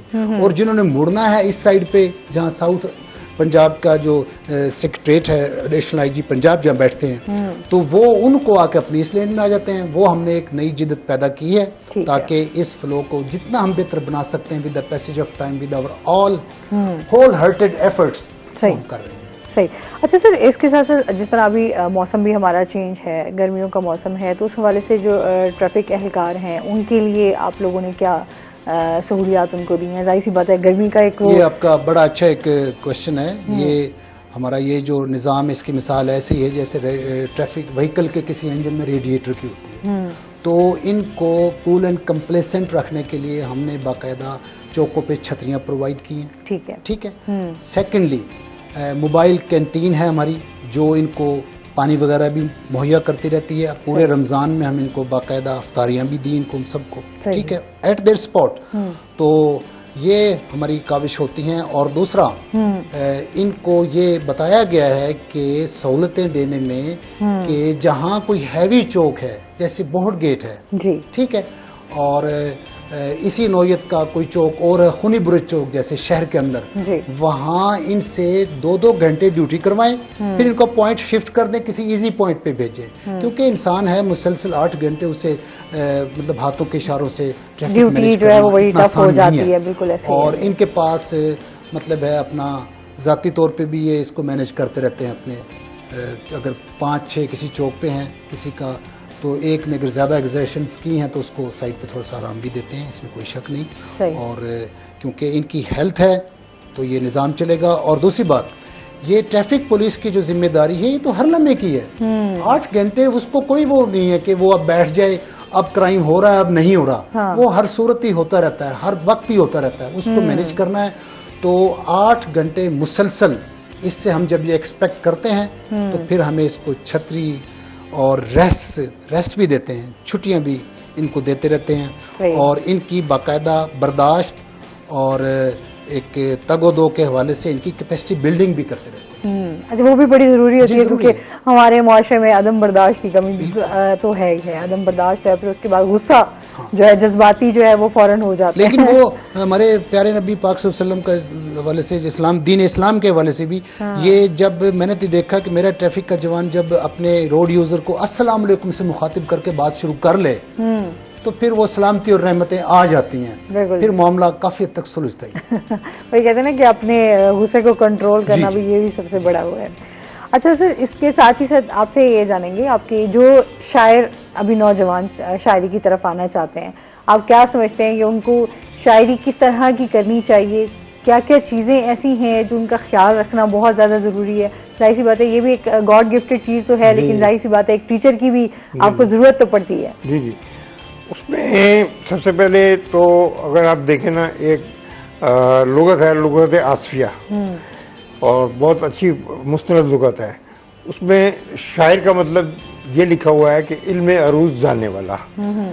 तो इल्म अरूज जो है वो बताता है कि शेर वजन में है नहीं है। सही। हर मतलब ये कि शायरी के लिए कुछ बैरे मुकर्रर हैं और उन बैरों में शेर कहा जाता है, और अगर उन बैरों से जब बाहर जाएगा तो शेर जो है वो बेवजन हो जाएगा, वो शेर नहीं कहलाएगा। तो सबसे पहले जो है उसको जो है ना अरूज का मुताला करना चाहिए। और फेसबुक पे जो है कई ग्रुप वैसे बने हुए हैं जो अरूज सिखा रहे हैं, किताबें भी मतलब अरूज के ऊपर अवेलेबल हैं, उसकी मशक से जो है वो मतलब वो सीखा जा सकता है। कोर्सेज भी कई लोग पेड कोर्सेज करवा रहे हैं फेसबुक के ऊपर सीखने के लिए। तो ये जब तक ये नहीं होगा तो वो शेर कहलाएगा नहीं। तो फिर ये कि वहाँ पे तरी मुशारे जो हैं वो एक तकलीफ का बायस बनते हैं। तो वो तरी मुशारों में हिस्सा लें, जो फेसबुक के ऊपर कई ग्रुप बने हुए हैं जहाँ पे हर ग्रुप का किसी न किसी ग्रुप का रोज एक मुशारा चल रहा होता है। तो जब हमने शुरू किया था तो हम भी हर ग्रुप में जो है ना रोज 4-4, 5-5 गजलें जो है ना कहा करते थे उस वक्त। तो ये चीज़ें जो है ना, मतलब एक बुनियादी चीज़ें हैं जो कि रखना चाहिए। और दूसरा ये कि मुताला जो है अच्छे शायरों का, किताबों का, तो उसमें ये कि वोकैबुलरी जो है ना वो जितनी ज़्यादा होगी उतनी शायर अच्छा जो है ना वो लग जाएगा। तो ये छोटी छोटी चीज़ें हैं जो हमें शायर बनने के लिए बहुत ज़्यादा बगैर मुताले के बढ़ नहीं सकती।